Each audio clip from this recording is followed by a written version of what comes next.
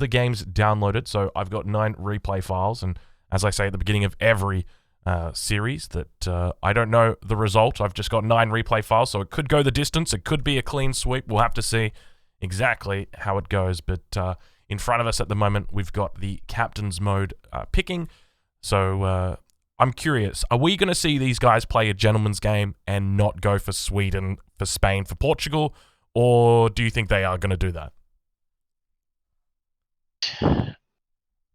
I definitely think there's going to be Sweden in here. they're. I mean, you could have a series of which they both agree, but then whoever loses it, maybe they think, well, I prepared a lot more of something, and it's kind of just best to like have it go out the course that it's always been. So yeah. I suspect it's probably not going to be a gentleman's agreement. I think there's probably a bit too much money on the line for them to avoid it. So I guess we get into it. Haitch has got the first pick here. I suspect he's probably going to just be going for Sweden himself. That way it sort of gives him the option to do a bit of a counter pick later. But let's take a look and see what it is. First pick coming up. It is the Spanish he goes with. So an interesting opening choice. I suspect that we're going to see Mitoe respond with maybe some, what do you reckon, Chinese, Swedish? I think Sweden would be one, but I don't think you'd go China, because I think you would save China for later, because Hazard doesn't play China, so there's no rush to picking it. Right, that makes perfect sense. All right, well, let's see how accurate you are. Mitoe's first pick coming in with the Swedish, correct, and the British. Makes perfect sense, the British. Who would have expected the British? I see Give You Anxiety coming in, saying sick overlay and presentation. Thank you very much, Give You Anxiety. 35 months. Speaking of the British. I love that he's on a 35-month streak. That is... how is that even legal? That is insane. That's 3 years, man. Wow. That is absolutely awesome. And yeah, speaking of the British, there you guys go. The man himself, the legend. All right. Well, I guess the shoe's back on the foot of Haitch right now. He's going to be considering his choices. If we take a look at the map pool, so it's Haitch has actually picked Alaska, so we might see some Portugal. But then I guess he knows about Mitoe's Japan potential. So does he even bother with that after seeing those dirty Atakabunis last game or last series rather? Well, maybe he could go Port and Japan. Oh, all right. Let's take a look and see what he does. Portugal, India. Oh, it was so close. Mini. I liked it. All right, and then Mitoe's got the swing. So I'm gonna go with Japan, China. I feel like these two civs are Mitoe civs, so it's got to be Japan, China. Let's take a look. Germans. Nashoni, I'm off by a mile here. What do you reckon H goes from here? Because there's just so many civilizations to choose. He's still got 2 civs to pick. That feels though Japan. All right. Like he has to take Japan from Mitoe, but then I don't know the other one. What else would he pick? Maybe Russia? Maybe Dutch? Oh, Russia. Russia could be good. Yeah, true. All right, let's take a look and see. Japanese, correct. French. Man, these guys are really playing it. This is going to be a good series. I could feel it in my bones, man. British, German, and French. Wow. Okay, these are civilizations we've not seen the entire tournament. They're just, they used to be these top civilizations, but now they've fallen out. But wow. All right, let's take a look. Mitoe is. I think it's got to be China. Yeah, it's going to be China, and then he's going to have his power pick, so he can choose whether he wants to go Japanese or Spain. I suspect. Do you think that there would be anything different? No, I think it's China, Japan. There's actually a lot of good Dutch matchups in here. At least 3 that Mitoe really like. So maybe it's China, Dutch. All right, let's take a look and see. Dutch is on the money, and the power pick comes in. It's Chinese. Maybe China, yeah. Very well done. Okay. All right. And now Haitch with the final power pick. He can choose any civilization here from either Mitoe's pool or any of the civilizations that he hasn't already chosen. What civilization? We all know what it is. Do you think it could be? Could it possibly be Sweden? I mean. Oh, I'm pretty sure.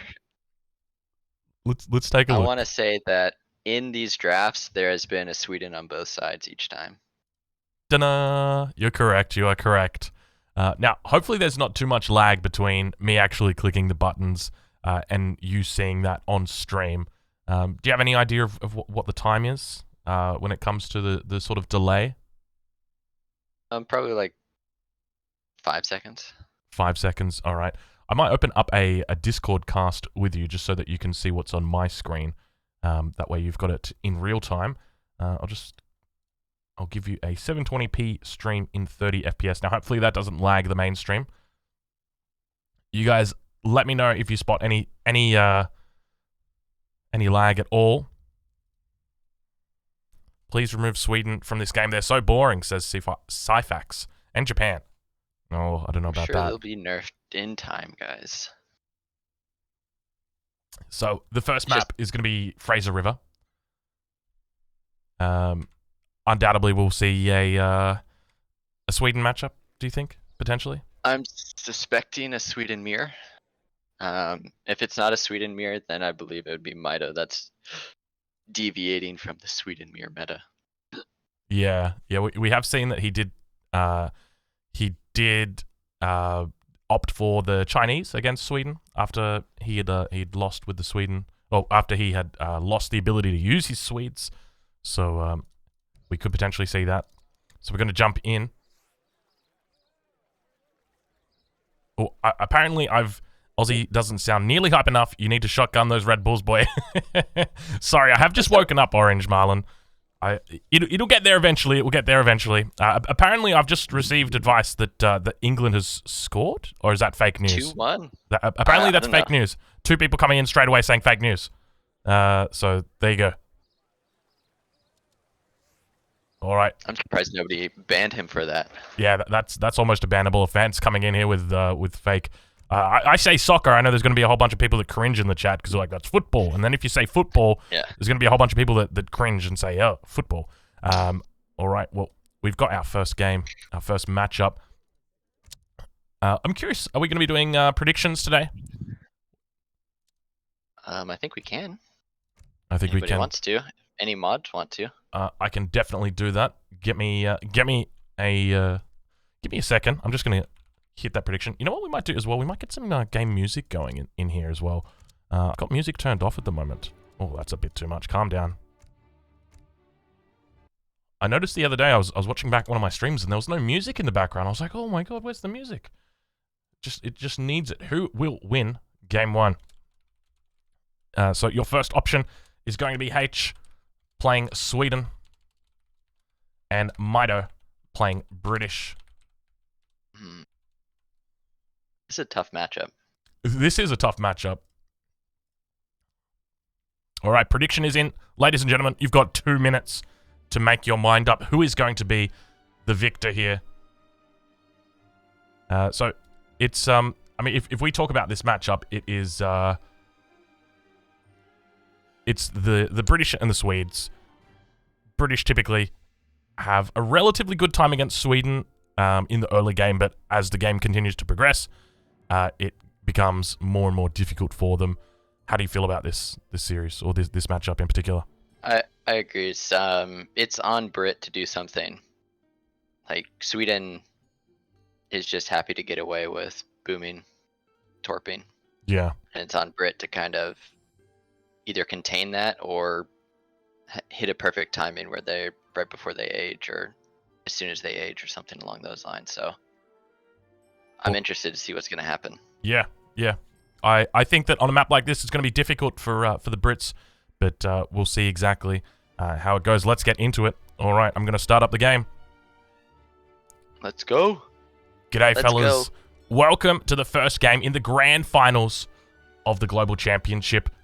In this game, we've got Haitch, who's spawning in the north of the map, playing on the Swedes. And the south of the map is Mitoe, playing on the Brits. This match is being played on the map Fraser River. Is that the right term, Mini? Fraser River? Yep. And Fraser River. So obviously, I've just spoken to Mini. You guys will be able to hear that Mini Mold is in the cast with me at the moment. So Mini, how you doing? Looking forward to this series, I can only assume. Oh yeah, I'm so excited for both these players. Big fans of both of them. I feel as though they're just leagues apart from the rest of the crew, especially Haza. So I think it'll be a uphill battle for Mitoe, but I'm rooting for him. Yeah, I got to agree with you. I am feeling the exact same way about it. You know, these guys are titans, and yeah, but I definitely feel like Haitch at the moment is a little bit just ahead of everybody else. It's almost like he's just on another level completely. I'm just going to quickly turn on in the options my ability to right-click camera drag. So there we go. That is all fixed up now. Can actually do that one. But yeah, I definitely feel that same way that Haitch is a little bit ahead when it comes to everybody else. Just, you know, with regard to game sense, micro, macro, planning. He's just completely on top of it. Mm-hmm. So we've got some nice treasures out here. 110 coin. There's a native scout as well in the middle of the map. 95 wood to the south of Haitch's base. We've got a trading post going up for Mitoe. So Mitoe looking to potentially do a bit of a Virginia company opening, do you think? I think so. Typically when you're playing Brits, if you go for this trading post, a lot of times it indicates that you're going to go for VC. And we take a look at his deck, and there is indeed a Virginia company card in there. He could always use that to sort of fake out Haitch. I wouldn't be surprised. I know that at this level that when it comes to the players and the way that they play, they definitely do these sorts of things to fake it out. You know, Haitch would undoubtedly know that a trading post has been taken, and he would, you know, be knowing subsequently that a Virginia company is coming, and then he would be able to react a certain way. But then, you know, Mitoe can always use that against him and say, well, you know, I'm going to save my shipment. I'm going to go 700 wood, 600 wood. I actually remember watching a game where Soldier played up against Canoodle Bear and did that exact same thing, but with schooners. And so I think that Noosh actually thought he was doing schooners. My manor houses won't gather from the hunt. Glitched, says Mitoe. It's strange, isn't it? Strange, isn't it, when this glitch happens? He must have microed his civ improperly. Yeah, it's tough. He must have thought he was playing Sweden. Haitch responding, I think you misclicked your civ. Yes, yes, you did. Yes, he has indeed misclicked his civ. This map is particularly good for Sweden, just primarily because of all the coin mines on the map. So we've got 1, 2, 3, 4 coin mines all up here to the north. And then there's 4 coin mines down to the south as well here. And then there's also a couple coin mines outside each of the players' base. Not to mention the 2 coin mines in their base. So in total, there's 10 coin mines out down here on this lower part of the map, and 2 in the base. So 12 potential coin mines to be torped up. So compare that to a normal map, which has got maybe 7, 8, 9 if they're lucky coin mines. But it looks like we might have a bit of a treasure contention here. Oh no, did Mitoe turn away? No, Mitoe has not turned away. Mitoe spots it. He's got the 95 wood treasure in his line of sight.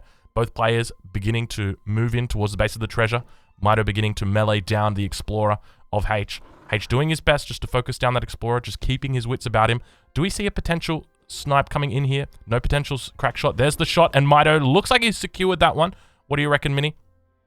I think Mitoe's got it. Mitoe does indeed have it. 95 wood going the way of Mitoe. And in addition to that, he's also going to get the snare on the Swedish Explorer. So put a little bit more DPS onto him. Retain a little bit of map control there, and sending in Virginia Company as his second card. So Mitoe is in the transition period. We can see he's already stacked up that 400 wood, which is being helped out by the fact that there was that 95 wood treasure as well. Let's take a look over at Haitch and see what he's up to. So is H going up with typical? He's going up with the naturalist, yeah. So we'll have a look at his deck and see exactly what he's got. So very orientated towards the industrial age as well as to the fortress age, but still enough unit shipments in age 2. If he faces any pressure, he should be able to deal with it. Well, also, and then I'm guessing Mitoe. A market. Did Mitoe go up with the Well, that's interesting. That's a different deviation, but getting Gangsaw in the Governor, that's interesting as well. Yeah. So Mitoe going up with the Governor instead of the Philosopher Prince. So despite doing that Virginia Company opening, and despite having Virginia Company and a huge amount of wood, I think the Virginia Company's just come in now, so he's just building up these manors. But Haitch spotting the forward racks at 4 minutes, so he knows exactly what's up. No market yet for Mitoe. Actually, I say that. Mitoe is now dropping down that market. Just being very careful to place that outpost. Only a single villager building up that rack, so no particular haste. But Haitch has actually purchased 100 wood from the market. So I think that's part of the reason why he did that. There was a 110 coin treasure in the middle of the map. I'm not sure if that was picked up. No, it wasn't. So I don't think it's been scouted by either player just yet. But curiously, Mitoe actually just waiting with the outpost to place that down before before his explorer gets there. And once his explorer got there, then he put the outpost down so that Haitch wasn't able to siege it. Put a little bit more damage onto that outpost, you know, for the subsequent battle that may occur. Haitch now dropping down the barracks in base as well. 700 wood on the way. So we'll take a look back at Mitoe's deck, because we did see the Virginia Company in Age 2. Is there any other particular interesting cards in here? We've got the double Jaegers, actually, in Age 3. So I'm definitely a big fan of that in this matchup.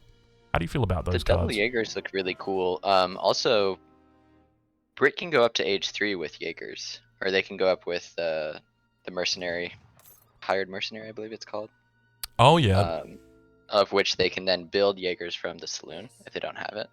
And right. So that was one of the things that Brit struggle with is against musketeer units, because longbowmen, they do well, but not nearly as well as kiting as a skirmisher type unit. So I'll be interested to see if maybe Mitoe chooses to go down that route.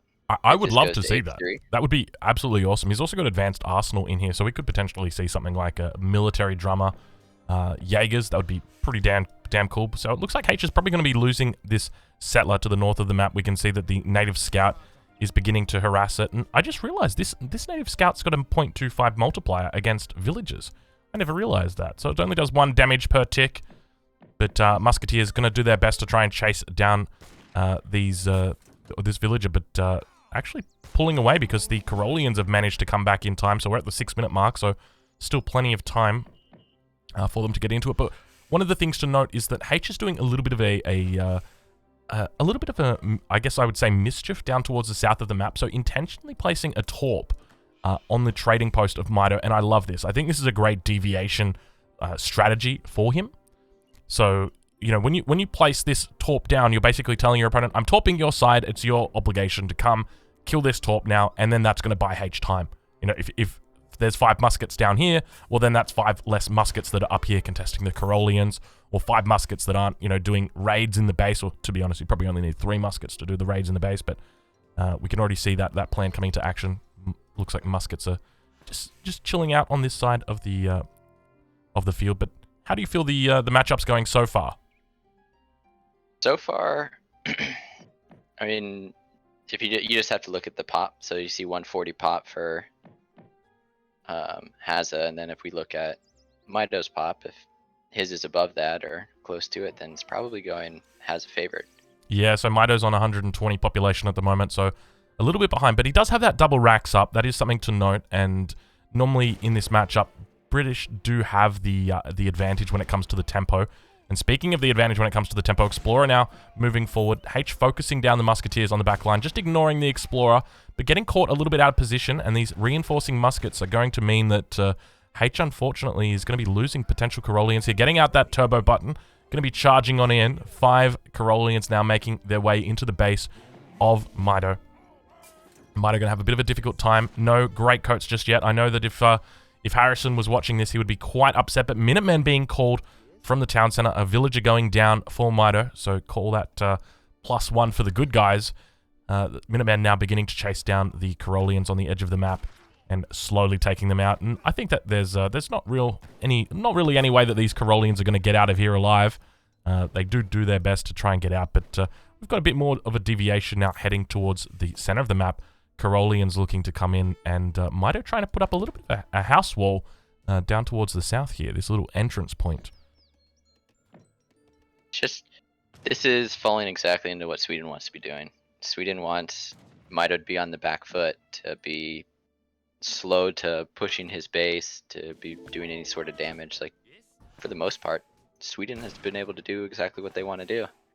And I mean, this is a nice little pickup here, but my primary concern here is that Mitoe has a big enough army yet. My primary concern is the opposite, that Haitch has lost a fair amount of units. He lost the number of Carolians down here to the south. I think it was probably close to about 9 Carolians. He's just lost a couple here as well, so he's down a significant amount, and there is a timing attack that is definitely about to hit right now from Mitoe. So we take a look exactly at what he's got out right now. He's got 13 longbows together with 15 muskets, and he's just pushing straight in towards the town center, so not really bothering with the torps. So one of the things that we saw Mitoe do in the game when he was playing China against Swedes is just ignore torps completely. He just said, you want torps, that's fine, I'm going to let you have them. Because at the end of the day, they're just going to end up rebuilding it, but Haitch now double raxing himself. We take a look here. We see the leathers coming in. Yeah, the leathers are coming in behind this. He's going to be having more than enough resources to get out a double batch of Caroleans here, and should be able to overwhelm this quite easily, even with just the double pop of Caroleans probably charging in at the same time, and then the Minutemen from the town center. It's probably just going to be enough. Yep, and here comes the Explorer to come snare. Just every little piece. More muskets coming in from the south side, but the Caroleans beginning their charge, trying to get onto those longbowmen, but the longbowmen doing their best to move through. No Minutemen getting called just yet from Haitch, but they're about to pop in. There they come now, and Haitch doing pretty well at this stage, just to be able to hold on here. Minutemen beginning to focus down the back line, and Caroleans doing their best. Leather Cannon's going to pop out right now. He's got to be careful not to lose that. The first Leather Cannon going to go down. There it goes. The second Leather Cannon. Ambitious. Yeah, definitely. Second Leather Cannon is alive, but this attack is repelled by Haitch quite well, and undoubtedly at this point Haitch is ahead, sitting on 180 torp population compared to his opponent Mitoe, who's on 180 mena population. But I tell you what, if you get me the option between 18 menas or 18 torps, I'd take torps every day, Mini. Yep. And they already have one card on it, and I'm sure H just got enough experience to send another card, of which... Yeah. Oh, yep. They have both their cards. He's already got both cards, so he's got blueberries and the ironworks have already come in. So going to be going that 700 coin now. Yeah. Yeah, after repelling an attack like that, yeah, definitely going to be macroing towards that age up. He's got a nice hunt back here as well, so going to be having more than enough food to age up. Also getting those hunting dogs in. But now Mitoe looking to move towards the west of the map, putting up a bit of walls himself. No walls down the south of the map or in the middle of the map just yet, but just controlling... I don't, to be honest, I don't really know what this wall's all about. Maybe just to stop villagers heading down to this mine, potentially. But even then... Or just give them a few seconds of reaction time to Caroleans running through there. Probably. That does make sense, yeah. 5 villagers now coming in for Mitoe as well towards the front. So he's got 53 villagers at the moment. Scores are quite even, and obviously Brits do overscore. Sweden typically underscore, so I'd be saying H is definitely in a great position here. Undoubtedly, you're feeling the same way. Take a look at the mana population. 20 manas are up for Mitoe. Caroleans, look at this. Look at this. 100% on the money. They're trying to get through, but you saw them reroute just there, trying to head down around. And H is now going to realize that there is a wall up. So we've got how many segments here? We've got 1, 2, 3, 4, 5 segments here. So a decent little wall, but now beginning to push in. The muskets are. H has got the age up in queue, training more Caroleans as well. Classic Sweden, aging up and double batching at the same time. You definitely didn't expect that.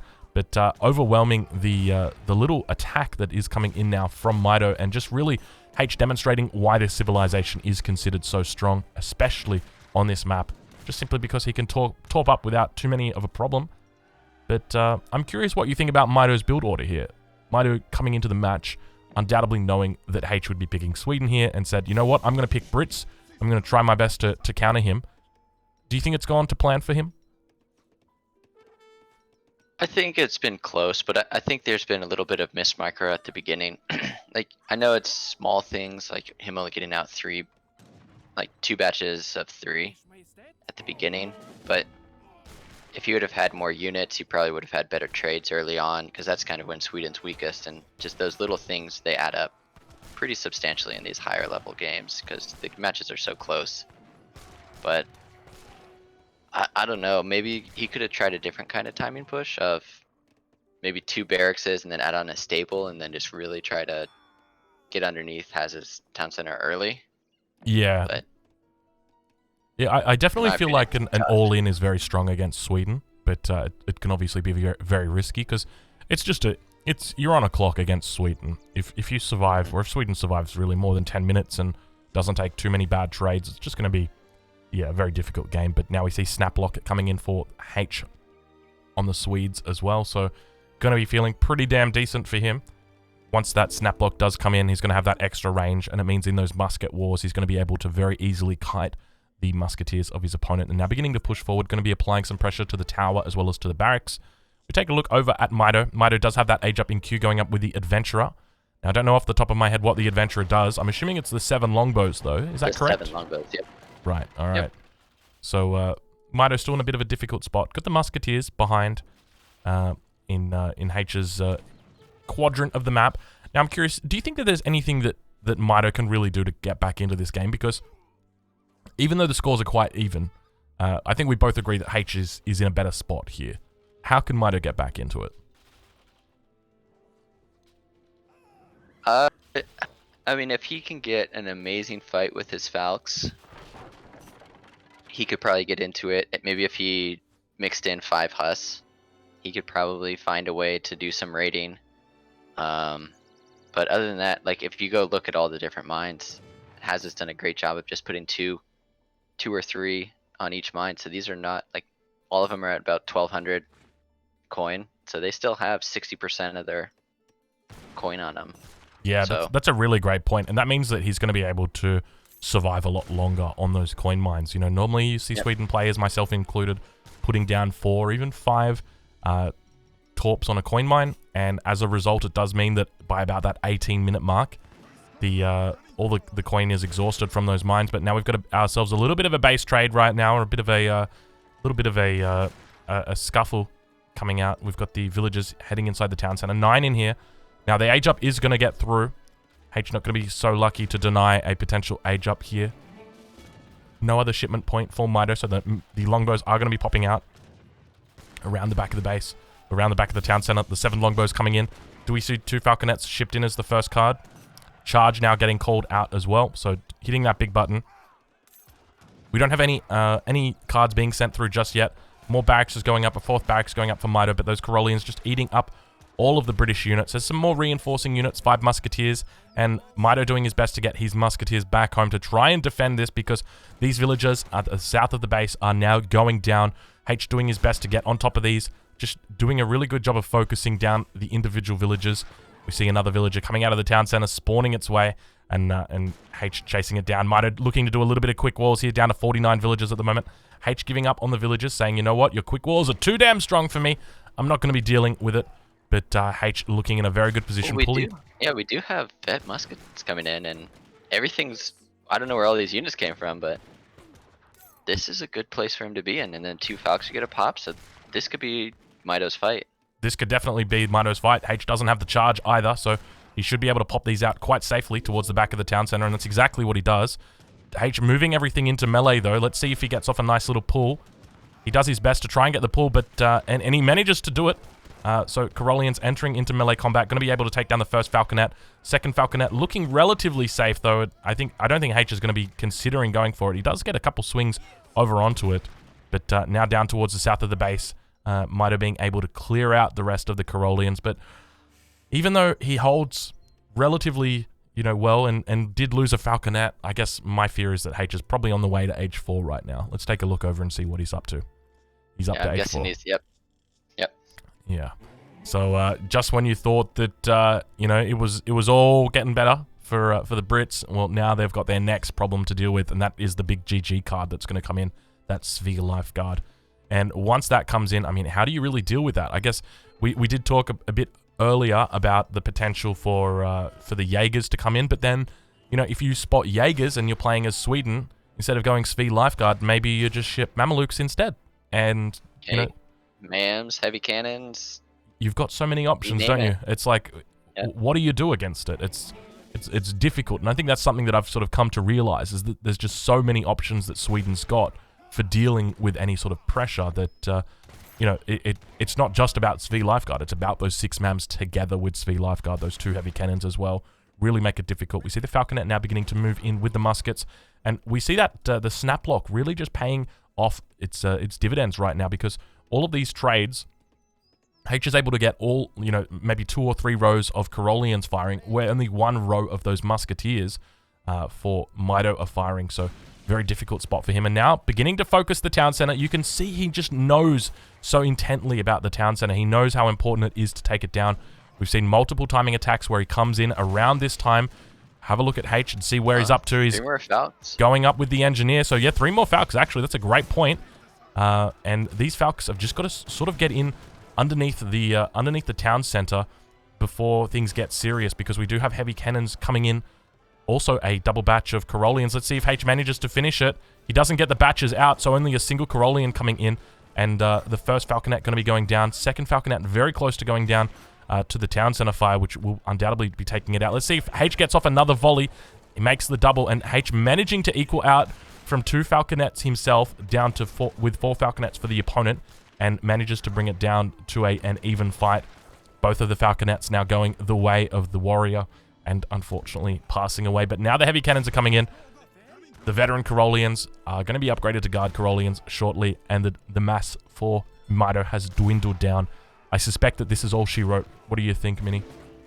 Yeah, that was just really well microed from Haza. In those situations, it's just so hard to figure out exactly what you need to do, what you need to focus on.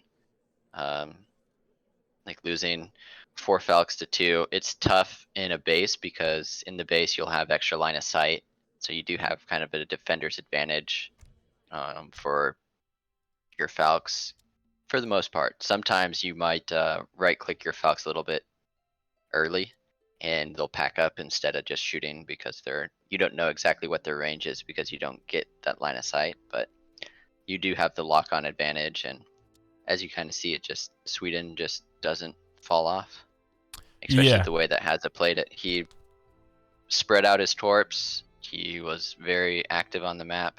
There's a big dip there where Haza held with Minutemen that first attack, and just you can't trade poorly against Sweden. That's really what it comes down to. You can't have poor trades against Sweden, and I think that's part of the reason why they're so damn strong at the moment. So I'm going to update the scoreboard now. So Haitch pulling out the first win. The tide of the next game is going to be going over to Mitoe, though. He's going to have the matchup choice as well as the map choice. We take a look back at the drafting screen, and we have a look at what options Mitoe's got for his maps. So he's got Darker, Kamchatka, Central Plains, and Dakota. What do you think he'll be going with here?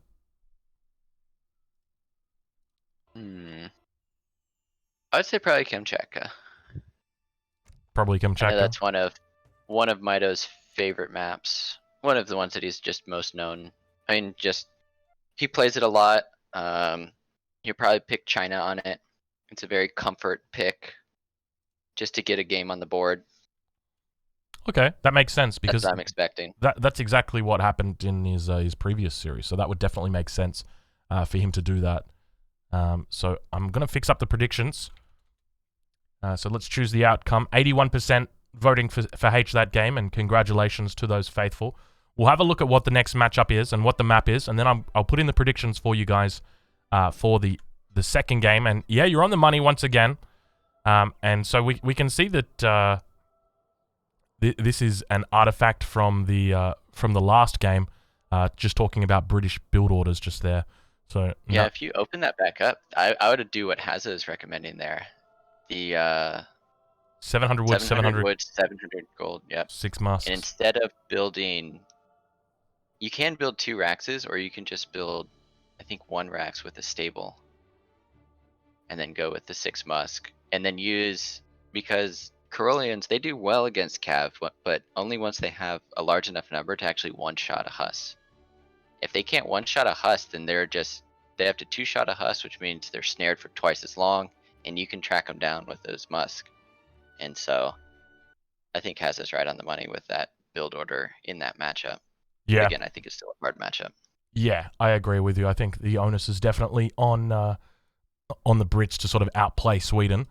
But we'll set up the predictions now. So who is going to win game 2? Haitch playing the French, or Mitoe playing the Chinese? Mitoe, I'd almost call the Chinese his main squeeze. Would you agree with that? Yep. Definitely one of his favorite sips. That or France, but he definitely enjoys playing China the most, in my opinion. All right. Well, that prediction is up. So if you're looking to vote in that one, make sure you put that one, or make sure you give that one a vote now. I'll just ask in the chat, how is the quality of the stream? I just want to make sure that everything is doing well. You guys know that I've been having some technical difficulties over the last week or so. So How's the FPS? Do we have 60 FPS? How's the graphics? Is everything looking crisp for you guys? Everything's perfect? That's good to hear. I'm glad. Yeah, it looks as though everything's... All right, I'm just going to take off my jacket because we're getting hot in here. Yeah, things are heating up. Oh. This is a great matchup. A very well-known one. There's a timing for China. So China has like a 13-minute giant ball that they can push across the map and usually decimate any army that it runs into. However, France has a good way of getting out skirmishers early and continually poking down China's infantry mass, their skirmisher ball. And then what France can do is they can actually go a ton of dragoons, because there's not really anything that... Because as China, they have batched armies, so they can't just produce one skirmisher unit to actually counter the dragoons. And that's kind of the idea. And then at some point, France is allowed to add in cav combat, get some cuirassiers in there, and really go to town. But I'm excited. I know this is a really... It's kind of a skill. It's kind of on the French player to make it work, and I want to see what we have going on. Unless there's going to be some H2 shenanigans, which Mitoe's known for. Yeah, I suspect that there may be some H2 shenanigans. He's especially been known for that recently. All right, well, let's get into it, and we'll see exactly how both of the players decide to play it out. G'day, fellas. Welcome to the second game in the grand finals of the Global Championship. This tournament is a $5,000 tournament, and we are in the very last series of the tournament. With me this evening is Minimolt, and he's going to be casting this game because we've got Haitch, who's spawned in the south of the map. He's going to be playing the French, and his opponent, Mitoe, is going to be in the north of the map playing the Chinese. How do you feel about this matchup, Mini? I think it's a close one. It's really going to come down to who knows their stuff better, and it's going to come down to adapting and figuring out what's going to go on. Like, this match can play out a lot of different ways, and I'm excited to see how it unfolds. Already a couple of goats being picked up by Mitoe in the center of the map.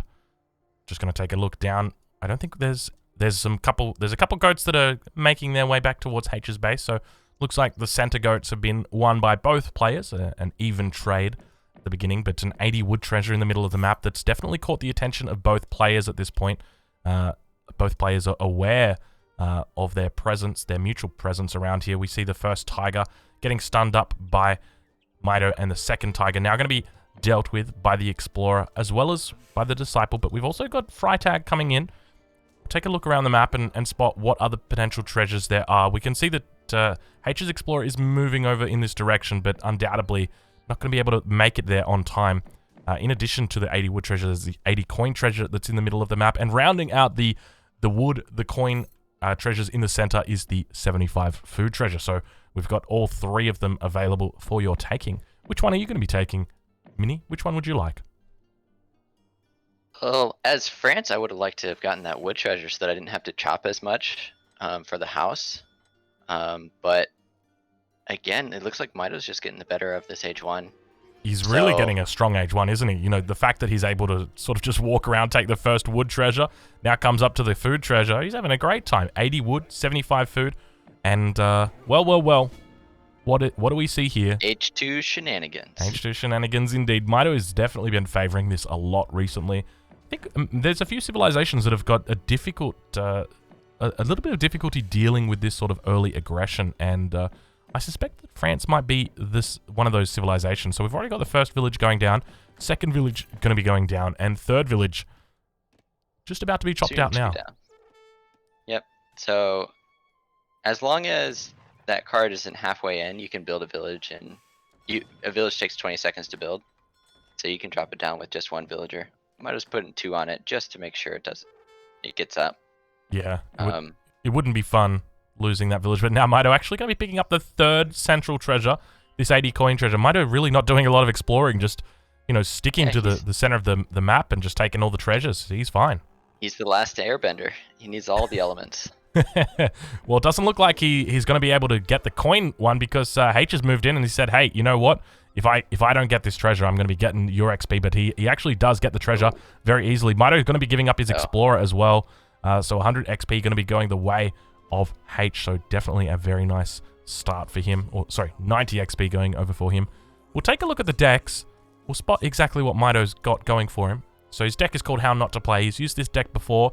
Definitely orientated a lot towards the second age. A lot more than Chinese decks typically are. Normally you'd see a couple more cards in the fourth age than what we see here. How do you feel about this deck? I mean, he has 2 of those upgrades in H2. So he has the Mongolian Scourge and the Standard Army HP.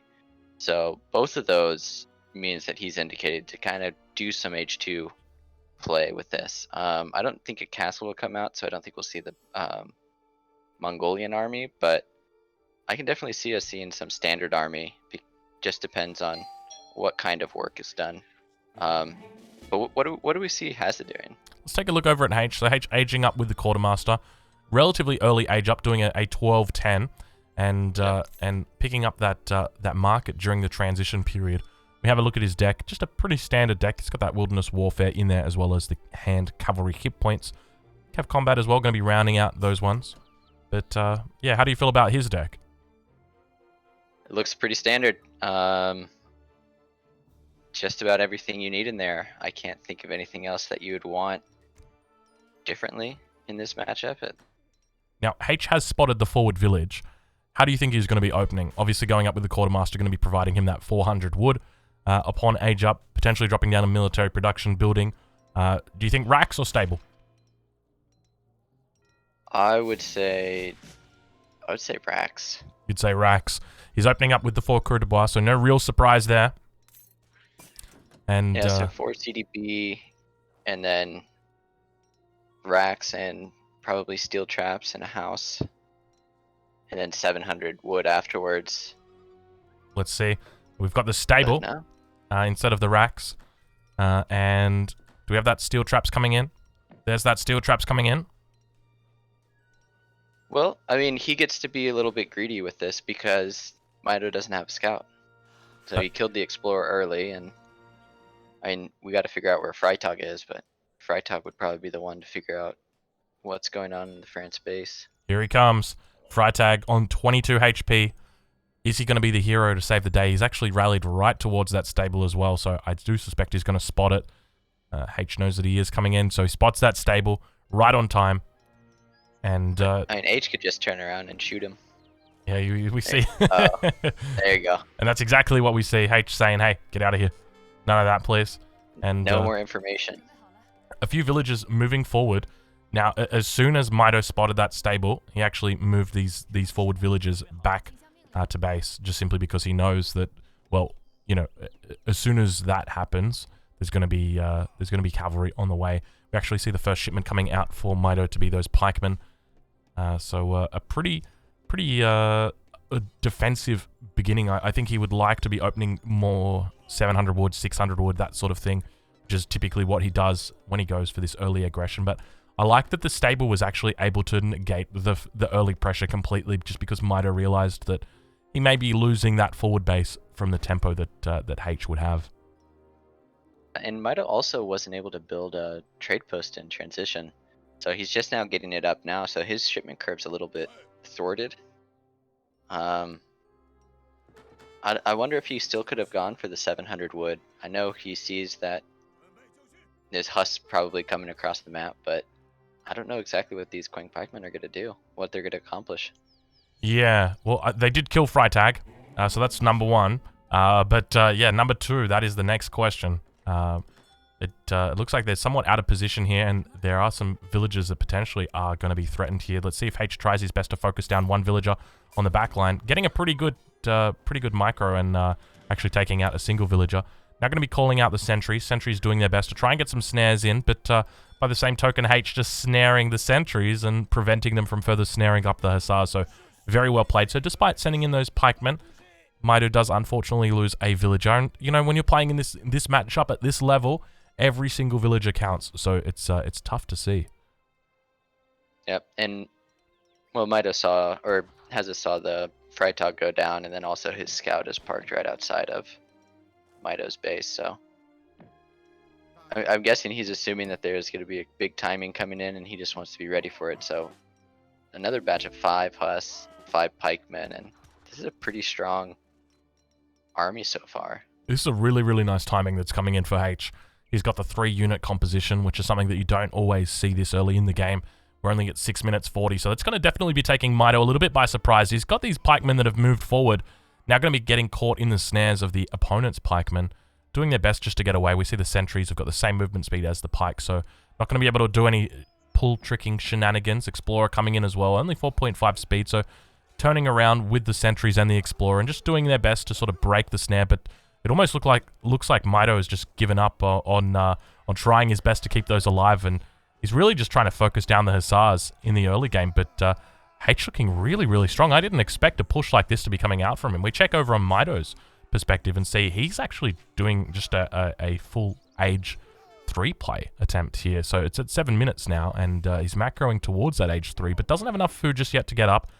He's got that standard army coming out now. Going to be able to provide a little bit of resistance, but Haitch is in a great spot here. How do you feel? Yeah, I mean, he smashed that fight. That one shipment was pretty much rendered useless. He only lost, I think, 2 Huss, maybe 3.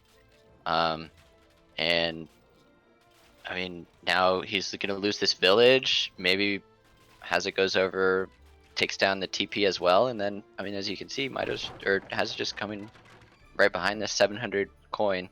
Going to age right behind it and put on some pressure in the meantime. So a little bit of a raid coming in towards Haitch's base, but yeah, I've got to agree with you. It looks very, very good for Haitch at this point in time. That 700 coin now coming in as well. And Haitch just doing his best to try and find out a little bit more information. Got that scout in the back of the base. It does go down, but now beginning to lay waste to the village, and a significant mass here for Haitch. He's probably going to be able to take out both of these villages without Mitoe really having any response to it. Going up with the Confucian Academy. I guess the question is, even though you got with the Confucian Academy, how do you respond to the cavalry? Because there's just too much cavalry there that even, you know, when the Confucian Academy pops, you're going to have those arc boosters out, but they're just going to get absolutely eaten up by the Hussars. It would be great to have the option to send 9 pike in transition to be able to defend them, but unfortunately they were the first card out. I feel like that decision has kind of cost him the game in multiple ways here. Do you feel the same way? Definitely, yeah. And I mean, the same thing would be said with the sentries. He doesn't have access to the sentries as well, so I mean, there's not really an answer that he has. He has to some way find a way to hide these arquebusiers until what comes out? The Chengdao, maybe? He would have to be the Chengdao, surely. So do you think he's potentially going to look to get a safe village up somewhere? He doesn't have anywhere near the amount of resources required for it. He's got 19 villages in this town center. Doing his best just to get like a little bit of a wall segment out. He's got no other wood for it. He actually just deleted his wall pillar, but he doesn't actually have enough. You can see him trying to put down that wall right there. He's only got enough for a pillar. Arc boost is now coming out. And denying the consulate does come out, but I mean, even with intervention coming in, these are all going to go down before that comes in, and Haz is going to age, and I just feel as though this was not well executed from Mitoe. Yeah, I've definitely got to feel the same way. It's almost like Mitoe was taken a little bit by surprise by that 12-10, and then that such an early stable. He knew that as a result, and GG actually getting called now for Mitoe. So 2-0 over to Haitch. The 12-10 just... He was expecting there to be like 5 Huss, 3 Huss sort of thing, but Haitch just did his 5 Huss maybe like 40 seconds earlier or something like that, instead of actually shipping anything and being super aggressive. He was just a little bit of aggressive, and I think Mitoe just respected it too much by having to send Queen Pikeman first. Yeah, I got to agree with you. I think Mitoe respected it too much. There was a little bit, it was almost like an overreaction, like it was sending the pikemen, calling the sentries, moving the villagers back, you know, completely giving up any sort of early aggression as a result. It was just like, you know, and all just from that simple 12-10. So yeah, very, very impressive from Haitch to sort of see that that ability to control that early aggression just simply through passive play. We take and actually another thing. Yeah, go for it. Was probably that H1, because losing the Explorer, he just was blind. And there's so much information that not having that Explorer to figure it out. He only spotted that stable with Freitag, and it was so late. The stable was already up. The Hussars were already in queue. It was, yeah. Wow, that's a big factor, isn't it? Wow, that's a great consideration. Yep. So. All right. right, well, I'm going to A sort out those series of predictions. unfortunate events. Yeah, I know exactly what you're talking about. Well, I'm going to choose the outcome. 52% over to Haitch, 48% to Mitoe on that one. Who will win game 2? Haitch was the answer. Complete that prediction. 262,000 channel points going out to you guys. Let's load up game number 3. If you weren't getting your channel points in on the action in the last game, make sure you get them in on this game, because in this game, we've got Haitch playing up against Mitoe, Spain versus Brits. So we've got a little bit of the chat left over from last game. Let's take a look and see exactly what they said. They said, GG, yeah, this is what I expected going into the series. XD. Just disaster of a game. What was the plan this game? Okay, GG out. GG out. KK out. That wasn't the plan. That was the plan. It was out. Summer Palace into GG. It's an interesting build order. Let's see how it plays off. All right, so I'm going to set up those predictions for you guys. So who is going to be winning game number 3? Your first option is Haitch. He's going to be playing the Spanish. And then we've got Mitoe, who's going to be playing the British. Now, keep in mind that the map that we're playing on here is a pretty good map for the Spanish. Typically, in this matchup, we don't actually see a lot of Spanish victories. I'd say probably like maybe 65% British, 35% Spanish. But on a map like this, where there's the option for ATP, it's a little bit higher. How do you feel about this one, Minnie? It used to be very British favored, but in recent patches, there's just been small things that Spain has been getting.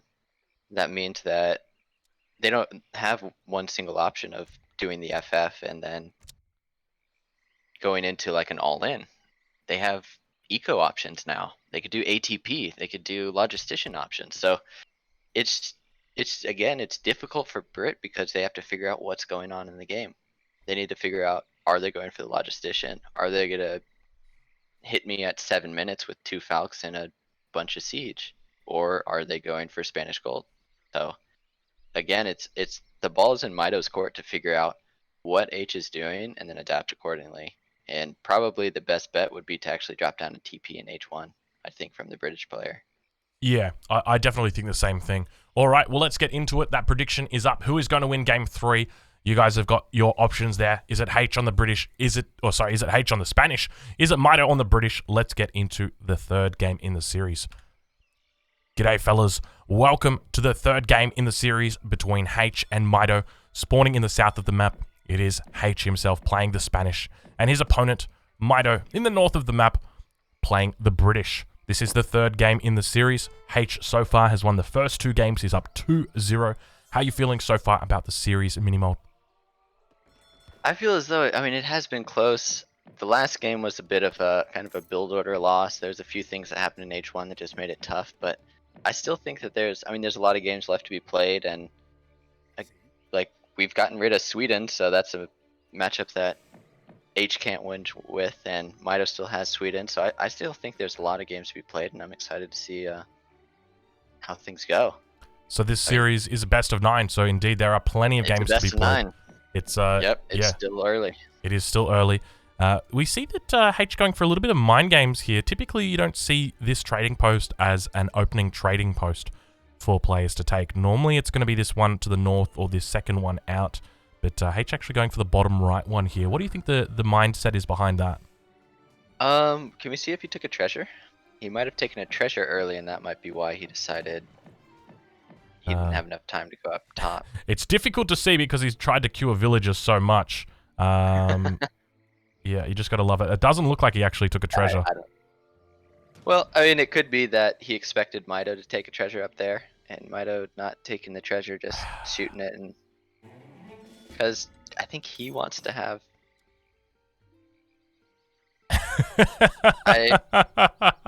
Oh, poor Mitoe. He's not having a good game. Just everyone come back tomorrow. We'll do it again. Mitoe's going to just work everything out again. Mitoe thought he shift-clicked the treasure and then didn't shift-click the treasure. I genuinely thought he was just saying, you know what? You have the treasure. I'm going to just keep my Explorer alive. Because he would have known that H's Explorer was imminently coming in. But that wasn't the case. Going to be a tough one, says Mitoe. It's got to be a tough one, Mitoe. It is indeed going to be a tough one. H, maybe that was part of the play. Maybe he said, you know what? I know that that I'm not going to get the first pass if I take this trading post, but I know that he's not going to come up here and attack me, and I want to try and get on the offensive, so I'm going to come down to the south of the map. I'm going to take this trading post. I'm going to try and find treasures, and, you know, I really wouldn't put it past this guy. He's just...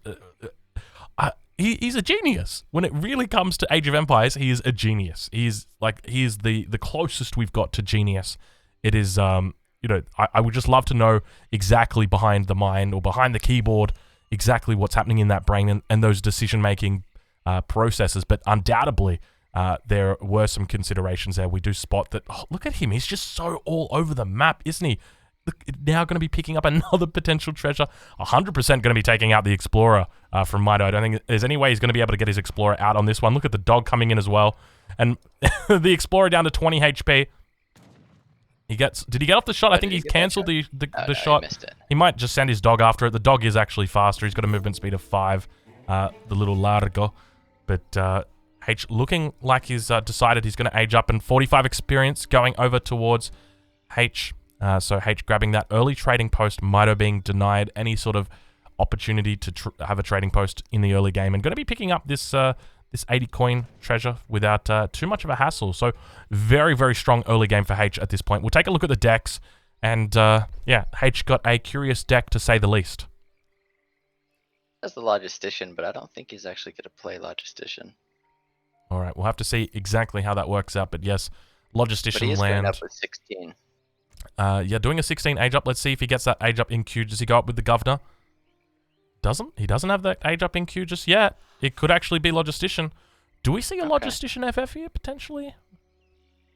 I'm curious to what he does with this. Maybe it's just for the 300 wood that gets instantly deposited. It'll be interesting to see. It could be. It could be. We check in on Mitoe. We see exactly what he's up to. Mitoe doing a little bit of herding down towards the trading post, herding up towards the north as well, but we've got no trading post taken for him. His deck's simply called 1v1. It's a little bit more of a standard deck, got the double musket cards in there as well as cavalry hit points. No advanced arsenal for him, no double Jaeger shipment. How do you feel about this deck? I think he had an idea of getting, I mean, you saw his Explorer going around. He had an idea of picking up a trading post, and I'm sure he was chopping in H1 because he was also trying to get that 80 wood treasure. And I think he was trying to put down a TP at some point. It's just he ran into a dog, and there was a Spanish man yelling at him in Spanish saying, "That's my treasure and that's my dog." See. So, yeah. So I think it was just a series of unfortunate events again in this H1. And that I guess that's led him into this other path. Like for me, that's exactly like the story of Haitch. It is a series of unfortunate events that Haitch manages to manifest for his opponents. It just consistently, every single game. We saw this in the series against Age of Killer. We're seeing it in this series now. Every single game, he is able to just take these tiny little things and turn them into game-winning, balls of snow that just continue rolling down that hill. And it's just so impressive the way that he demoralizes his opponents as well. We just see Mitoe saying, "Gonna be a tough one." You know, Mitoe already just saying, "Oh God," like, you know, we're a minute into the game and Mitoe's lost a treasure. He's lost his Explorer. It's not pretty. It's not pretty. But Mitoe he practices everything to the T. And so, like in a matchup, he just says, "No, you can't do that." And it's like, "But I want to do this." It's like, "No, that's just not something I'm gonna let you do." It's tough to play against. It is indeed. It's very, very tough. We now spot Haitch sending in the 300 coin, so it looks like he's gone with 300 coin first, I think, potentially.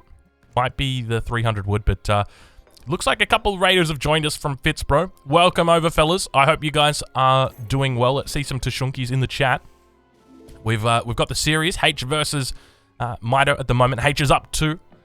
And we're playing in the third game at the moment. Haitch managing to take 5 trading posts himself, finishing off with this middle trading post. So in a really, really good spot. Considering we're at 5 minutes 30, going to be getting a swing onto the middle trading post here. And undoubtedly training some dogs up now. There we go. We see Dora the Explorer doing her best to just get some dogs out.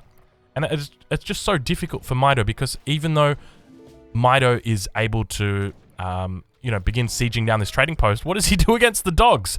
not only does the trading post defend itself, but now there's also 18 dogs, and one of them's named Pablo. So I don't know what you're going to do against Pablo and his 4 buddies. Exactly. I mean, he has a trading post cost 120 wood. Those pikemen cost 400 resources, 200 food, 200 wood, and the trading post wins. So at the end of the day, you're like, I need to fight these, but it's not a good fight. And it's just continually knowing that you need to fight these. And I like H is sending in a Furrier, which is a great logistician card.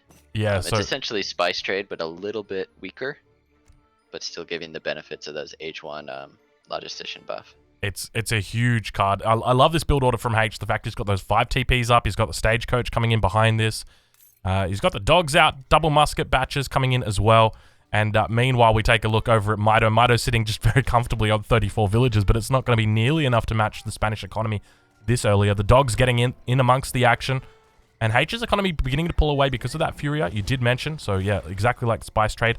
Couple pikes out just in cover mode, doing their best to dance around in a bit of a circle.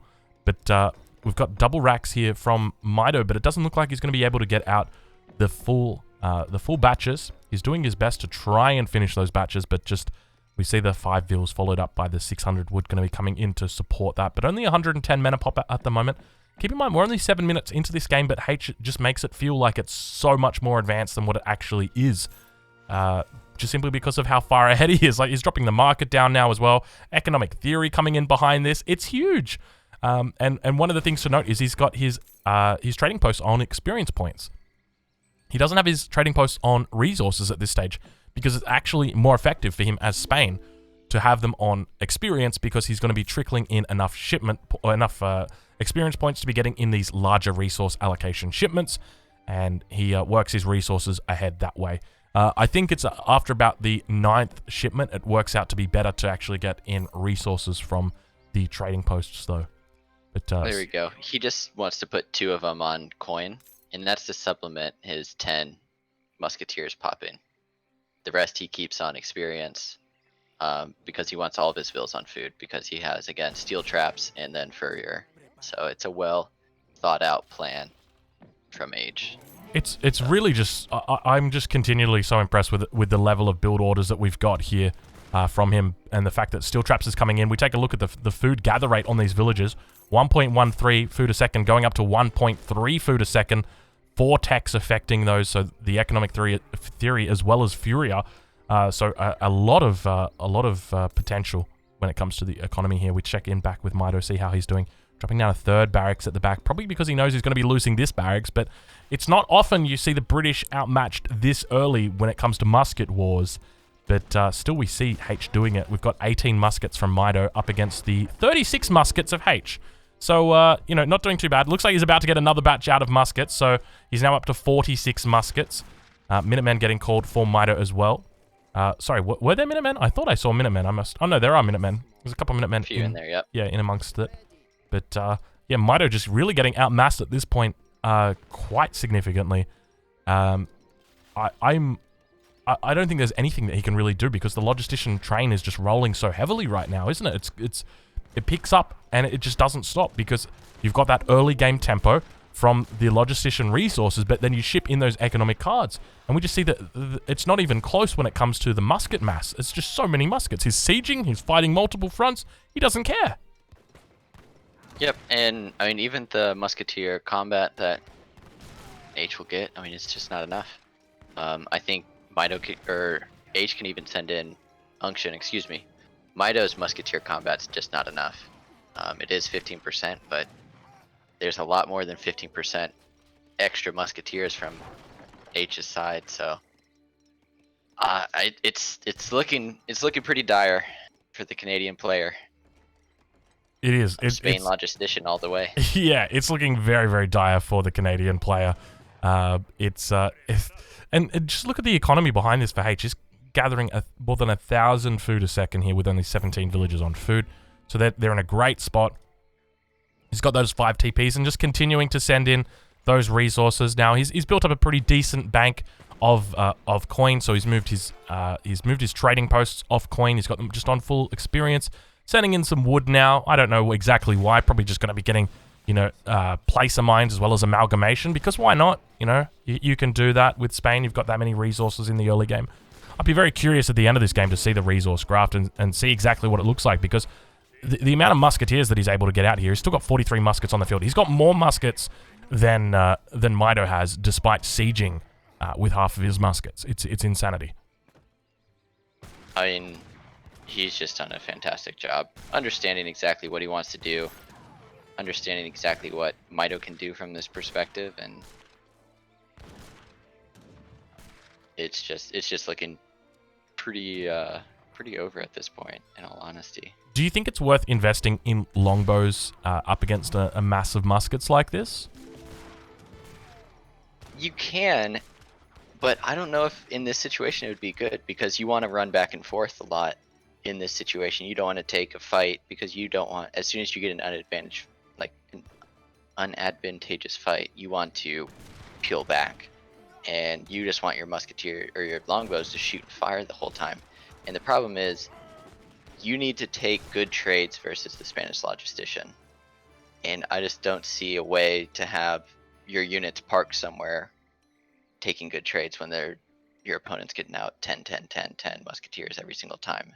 So it's just, and there we go, we see Unction coming in, and there come the missionaries on their donkeys. This is a crazy early timing for Unction. So 44 muskets out. The Unction missionaries are already sitting ready, waiting for that card to come in. So impressive timing. It's going to be an 11-minute 30 Unction. So really, really nice build order here from Haitch.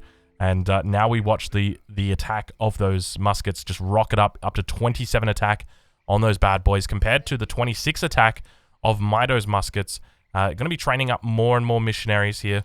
He's got another one in queue. And yep, so it's like sending musketeer attack, except it's going to be even better. Yeah, because it scales throughout the game. And as the veterancy comes up, they continue to scale. Dora the Explorer training up some more war dogs here on the front line. Haitch continuing to get further batches in and pushing in for a bit of a kill right now, I would say. The missionaries are providing that attack bonus, but it doesn't look like it's going to be enough for Mitoe to be able to hold on, because he doesn't have that HP upgrade, and even if he did have it in, I think he'd be in a difficult spot. He's got 46 villages, 18 of which are idle, and it looks like that at this point Haitch is just going to be able to overwhelm his muskets with more of his own muskets. So I suspect that's going to be all she wrote at this point, because Mitoe saying GG, well played, and calling the game. So Haitch just really putting on a dominating performance here, and I really don't know what Mitoe could have done. I think Spain on this map is just incredible. We take a look at the resource difference. Haitch up 18k to 15k, so out booming a British player. You just see the spikes there every time a shipment comes in with the logistician. That's 1, 2, 3, 4, 5, 6, 7, 8, 9 shipments with the logistician, just enabling him to get ahead at the 10-minute mark. Where is it? I always love to compare at the 10-minute mark and see where players are up to. Haitch at 14,100 resources versus Mitoe at 12,300. So, yeah, some impressive stuff. We'll have a look at the military unit population, and, yeah, really no bad trades at all for Haitch. I don't know how long a musketeer trains, but I'm guessing it's that little, every time it goes up by 10. Yeah, it's every time it goes up by 10, yeah. Yeah, I think it's 32 seconds. I wouldn't be surprised. Let's have a look. 49 seconds there. Oh, it looks a little bit longer. Maybe a little bit longer. But let's jump in over. I might just restart the game. Just quickly. Yeah. I mean, that was a tough game. It was a tough game from the start. Losing that treasure, not being able to really do what he wanted to do, having to pivot. And then, again, Brit has to invest in building manors while Spain just gets that economic bonus by an age up. So it was just a difficult spot to be in. I really like that build order. That was an absolutely solid build order. I think definitely. That is definitely something that we're going to see a little bit more of, at least until the next patch, because I understand that the patch is going to be coming in. I'm not sure exactly what the timing on it is going to be. Well, I thought I had Age of Empires in my thing. I was sitting here pressing escape, but yeah, I'm suspecting the new patch is probably going to be dropping within the week, maybe the next 2 weeks. But undoubtedly, we're going to be seeing some changes to the logistician because it's a little bit too strong at the moment. Let me update that scoreboard as well. Haitch going up to 3, Mitoe up to 0. I say up to 0. It's not really up though.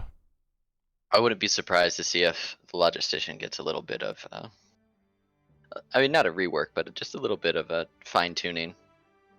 Spain has gotten a lot of buffs to a lot of things that they like to do, and I think after seeing this tournament, there's a lot of information on what's best and how to best play. I think Spain logistician is one of those things that really needs to get tuned down a little bit. Yeah, I've got to agree with you there. I've just sorted out the prediction for you guys, so we're going to be sorting out the prediction for you guys in the next game as well. So we're going to be jumping into Game 4. We'll just pause it at the beginning just so we can have a look and see exactly what the matchup is going to be. We might actually even just check out the chat of last game. Mitoe just saying out. Not even saying anything else after that. Understandable. It was a sad game. It was indeed. All right, so we have got who is going to win game number 4. I'm going to put the prediction in now for you guys. So you've got Haitch, who's going to be playing the Japanese, and you've got Mitoe, who's going to be playing the Dutch. Now, we are on Colorado, so a relatively good map for both players, I would say. Let's start that prediction now. Get your money in. Get your points in. If you won points last game betting on Haitch, put them towards the next game. Let's see if you can go for double or nothing here. And how are you feeling about this matchup, Mini? I hate it.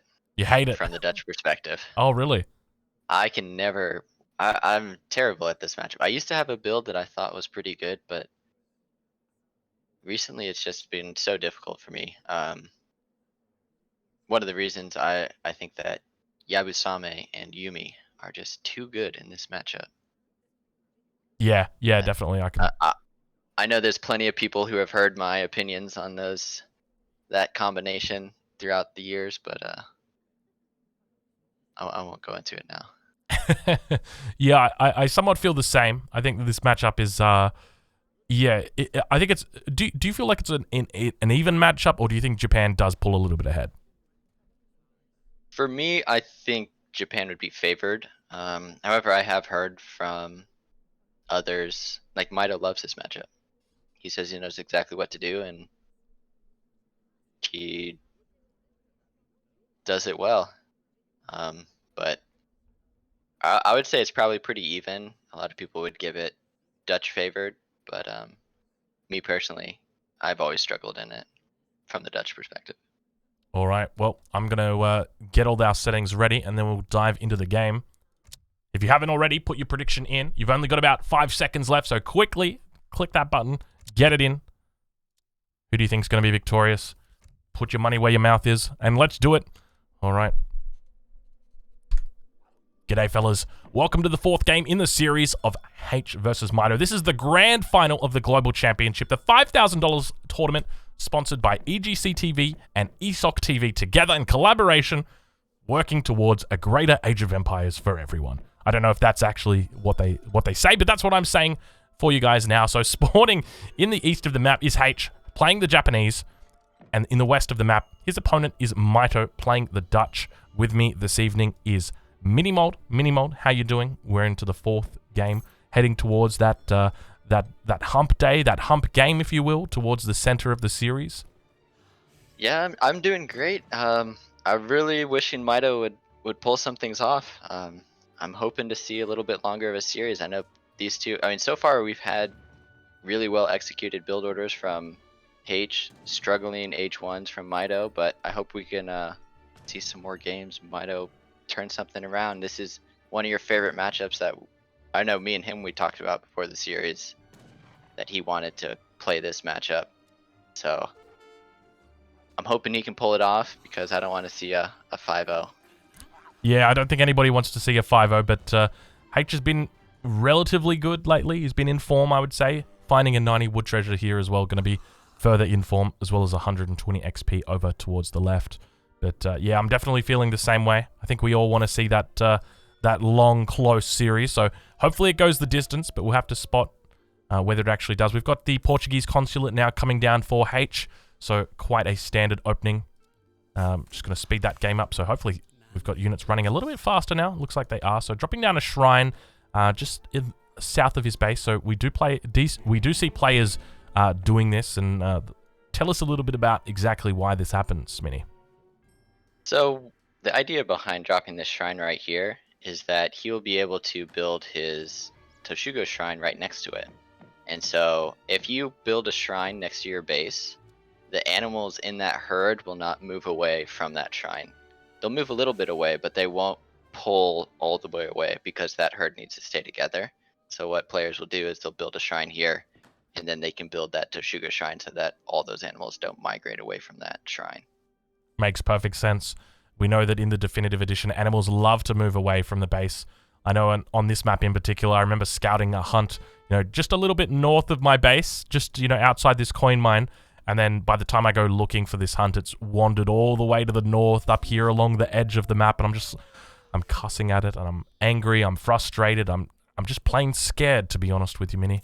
But you're like, where's my hunt? I've explored the entire map, and there's one black pixel, and there's 15 animals in that one black pixel, and you're like, all right. Yeah, that's of course it's there. It makes perfect sense. But we've got Mitoe, who's gone with a market start here in this matchup. We'll take a look at his deck and see exactly what he's got going on. Very standard Dutch deck. He's got both the 700 and coin and the 700 food in there. So we don't typically see both of those cards in for Dutch players, but no advanced arsenal in H2. In H3, he's got refrigeration, no Swiss pikes in there, and both of the wood and the food crates for H3. How do you feel about the deck? I think maybe the only thing that he could switch out is maybe CM for Halb speed, but other than that, I mean, it looks about right. I don't think Haz is going to be aggressive, so I don't think there's too much of a point to have Town Militia in deck. And so I know that in some matchups, as an example, the British matchup against Dutch, Halb speed is a pretty important card, and the Halberdier unit itself is quite strong in that matchup. Do you think it's the same case in the in this matchup here against the Japanese? Are Halbs quite an important unit to be using? I think they're pretty helpful. The only issue though is that Yumi shoot a lot faster than longbowmen do. So where it absolutely destroys the British matchup, I feel as though here Yumi are still able to kite pretty well. But it definitely does help because, again, that combo that Japan is looking for is the Yabusame Yumi, of which it's like Skirmgoon on steroids. And so if you can get Halbs in and up close and personal, then they tear through those units. It's just getting them onto those units is the hard part. Yeah, you're 100% on the money. One of the interesting things to note is that Haitch didn't actually end up dropping his Toshogu Shrine down here to the south of the base. He's decided to do a little bit of base building with it, and immediately we see his hunt walking away from it. So the developers have said that there has been no AI changes to the way that hunts work, but if there's one thing I know for certain, it's as soon as you drop a building down near the hunts, they just get the hell on out of there, and that's exactly what we see. So hopefully the Toshogu Shrine goes up and manages to snag just one of the bighorn sheep, and then hopefully should be able to pull in 8 more, because this hunt, it's 1, 2, 3, 4, 5, 6, 7, 8. I think there's 2 bighorn sheeps behind there. There is indeed. So hopefully he'll be able to snag that. We'll have to take a look though and spot. So going up with the Toshogu Shrine, probably going to be sending in 600 wood as his second card. He's opened up with the Heavenly Kami as his first card. How do you feel about his deck? Relatively standard as well? Yeah, pretty standard. He has Nagi HP, and he's going for a Nagi base H3 idea, which I don't know if I agree with that, but again, I mean, I guess players can have their preference, and if you want to do like a Nagi, Yumi, Ashi army, you could do that as well. It's just curious, maybe H is looking to do something with like a Shogunate to H3, or we'll have to wait and see. I mean, he does drop down this barrack, so that's pretty early. Usually I feel as though that'll come in a little bit later with the 600 wood, but getting in, and it looks like it's 600 wood back to back, so I'm excited to see what we have going on. We'll take a look over at Mitoe. We'll see exactly what he's up to. So we'll have a look and see. His settlers don't have that steel traps upgrade just yet. We wouldn't expect him to have it out that early. He's got his first bank down, dropping down that second bank now, and has sent in the 700 wood. You can tell by that giant stack of wood he's got there, and training up 5 pikemen. So they're going to be moving out towards the shrines at the south of the map. So that's potentially why we're seeing Haitch training up those Yuumi and beginning to move them out. He's moving them out over towards this area of the map, dropping down a market as well. He's just got them sitting out at the moment and now finally beginning to move them down. We don't see a waypoint for them, but undoubtedly they are heading in this direction. Probably just got them directly targeted on these pikes. But I suspect these pikes are going to be able to get at least one shrine before the Yuumi manage to get in. We see the Explorer from Mitoe looking for some sort of reinforcing units or some sort of potential force, but managing to miss it just by a little bit. So be curious to see what his response is going to be here. Did the Envoy not see? I think is the Envoy not... yeah, the Envoy's down to the south. The Envoy was just sitting on the shrines earlier, so going to be able to clean up the first shrine. Got some skirms now moving out towards the base as well, so Mitoe is going to be able to spot that barracks. A stable going up as well he spots as well, so a pretty decent scouting pattern from him. And Haitch now just ever so slightly having just needing 6 more damage to be able to take that out. Just an Explorer there would have been able to take it out, but yeah, unfortunately unable to one-shot those pikes with just 4 Yuumi. He's got 9 Yuumi heading back towards the base. Going to be able to take out Oliver Carstans. And we enter into the mid-game, Haitch dropping down the 4 villages from the home city. So going to be up to 24 villages, or 25 villages rather, with this shipment. Mitoe, on the other hand, he's got his 3rd bank going down and dropping down a stable himself. So not going for a 4th bank just yet. Probably going to be dropping it down after he picks up these resources, going for the 600 wood. Who do you feel like either player's off to a particular advantage at this point in the game? Things are pretty even. There is a little bit of a scary timing push that Dutch can do in Age 2, depending on... So, at this point, Mitoe can train like 5 Hus and either get out 8 pikes or send 3 more Hus with it and go across the map with 8 Hus, yeah. So far Mitoe's only seen Yuumis pop out. And so, if there's only 5 Ashies or so, Mitoe will very easily be able to shoot down the Ashy mass, so any anti-cav, and then there's 8 Hus on your Yuumi crossbow mass. So then I don't think that Hazza knows it's on the way. Hazza's got 5 Nagis on the way, so it's going to be able to somewhat break even with the Hussars. But how do you feel about opening Nagi here instead of, say, going more for that, say, consulate-based Yamabushi? We can see that he's actually got out the Bastiroids as well, so really just focusing on that skirm cav. No real goons or pikes in here for him. No particular anti-cav, and I guess Nagis don't... I mean, they break even with Hussars, but it's still not a particularly good fight for them. They're a bit more expensive than Hussars, as well as just not trading as effectively. And Japan doesn't really want to get off of the Portuguese consulate until they've started going up to Age 3. So, if maybe FH sees that this is going to be a prolonged Age 2, he switches that consulate over to the Japan consulate, because you want that damage buff, and then the pikemen, the Kanchi Yabubushi, are so good at just being anti-cav. But this is going to be an interesting fight. We do have the daimyo coming through, and then 8 pikes behind this from Mitoe, so pretty big H2 battle. Yeah, this isn't something that I expect. I normally in this matchup you see things like the what is it, like the 16 Shrine Fast Fortress and the 5 Bank FF, but yeah, a huge battle about to begin right now. We've got the 10 Nagis that are looking to connect with the skirms. They almost connect ever so slightly, but now getting a great surround on them and just getting a single poke off before moving back and saying, you know what, we don't want to commit just yet. Haitch doing a great job of just microing them in and utilizing the in-game mechanics to get as much speed out of those Nagis as he possibly can. So we could see that he drag boxed them in, brought them in extra quickly, and then used the shift click to get an extra bit of distance out of them.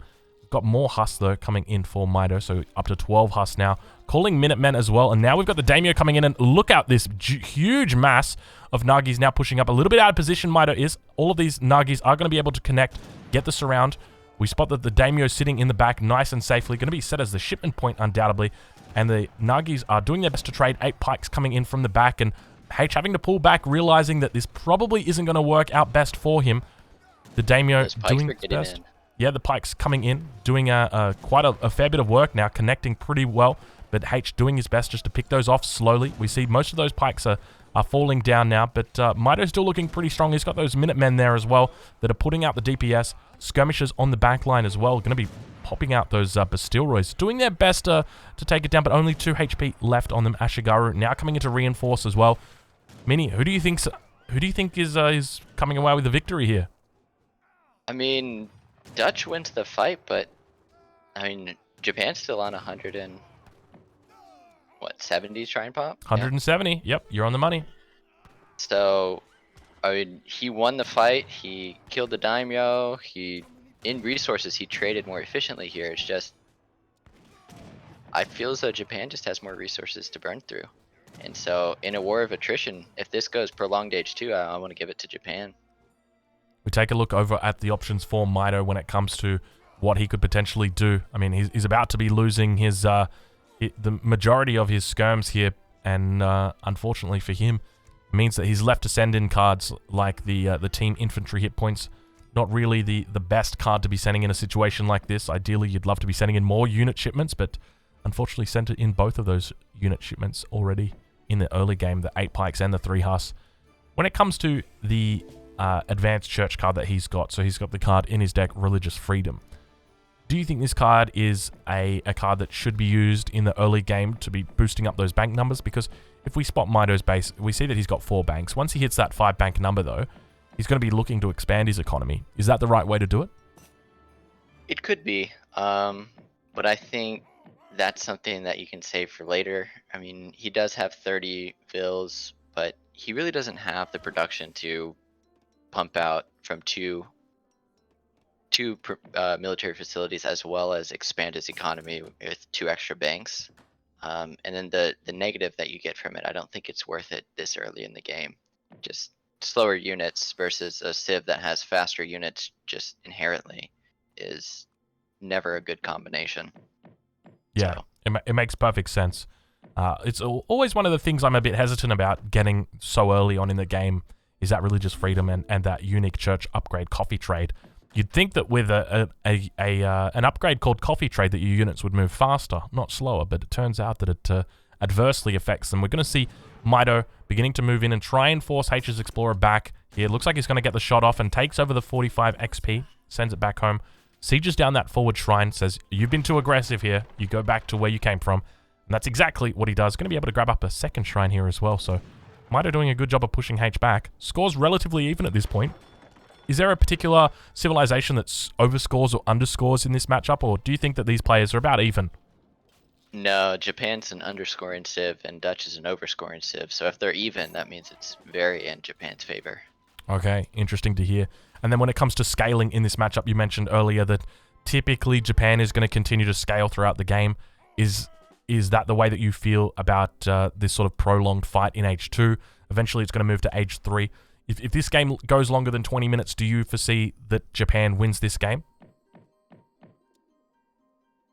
Just as long as this game, if things are traded evenly, if Haza gets to keep Mitoe in H2, I think this is just a win for Haza. So you mentioned doing a good job cleaning this up, though.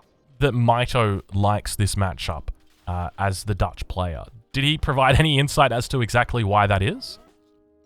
He likes playing this H2, and it comes down to micro, but this is just an incredibly hard fight. Like, he has to micro extremely well here. Well, yeah, he's going to get his option, or his chance to micro right now, because there's a lot of units coming in. I love the envoys on the back as well, going to be soaking up that additional damage. And Ashigaru now, instead of the Yumi, are getting mixed in. But Mitoe actually looking like he's doing a pretty darn good job of cleaning this up, I would say. The skirmishers getting nice split micro in here. Forcing the envoys to be attacked as well is a really smart move.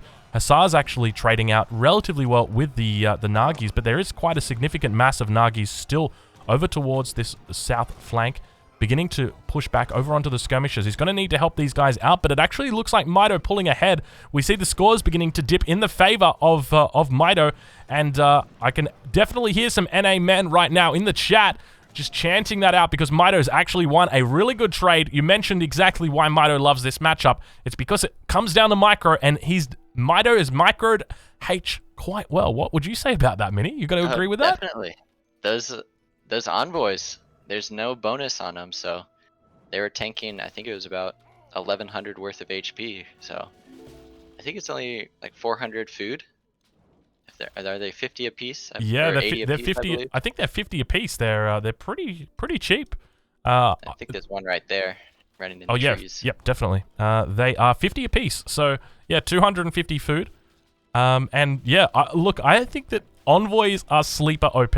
I genuinely think that. I've been starting to use them a lot more. I played a game up against Haitch earlier. I think it was yesterday, and used them to quite success up against the Swedes. Just really good of keeping track of the map and dishing out a bit of damage on the settlers. But we see how quickly they die to those Nagis, though. But Haitch with a pretty decent mass of Nagis now. But by the same token, we've got 14 pikes out for Mitoe. So Mitoe going to be able to deal with these very effectively. Haitch got to be careful. A couple swings getting off now on the pikes. Haitch doing a bit of a pull trick, trying to get them out. But unfortunately, it looks like his pull trick failed. He did initially get it off, but the second one did fail. And now some Yamabushis in amongst the mix. Looks like he's going to be trying to sacrifice those units out. Mitoe slowly pushing in, but steadily getting in there. Going to be picking up quite a few Ashigaru here, so not the trade that Haitch needs in this position. He's down 5k score at the moment. I know you mentioned earlier that Dutch overscores and Japan underscores. Minnie, who do you think's in the lead at the moment? Now it's definitely Mitoe favored. Yep, he has taken a great trade, and then that last trade, he has enough pikes to deal with the Nagis, and that's all that's left. And he's going to continue to use these skirms to perfection, where he picks off the Ashies as soon as they come out. And if there's never going to be a big group of Ashies, I don't see any way of H ever killing that pikeman mass. I guess the concerning part for me is that even when there was a big group of Ashies, the envoys just came in and soaked up all that damage, and even Haitch has got that godlike micro. He can't stop those envoys. There they are.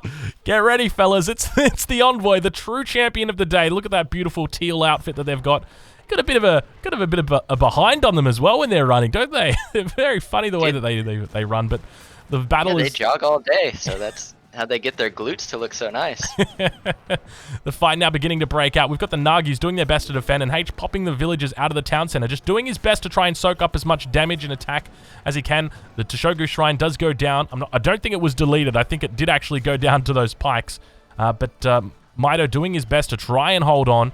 After losing that Toshogu Shrine, Haitch is going to be in a very difficult spot, reinforcing Hussars coming in. That last envoy finally going down. I say that, but there's two more under the town center doing their best, and the pikes still somehow managing to survive. As you mentioned, there is just not a big enough mass of Ashigaru here, and the Hussars are doing their best to clean up. 44 villagers now for Haitch, so definitely starting to lose a couple. We see a few bodies on the ground, a second villager going down. There's a third one now, a fourth villager out here, and Haitch doing a pretty good job of cleaning this up with his Nagis.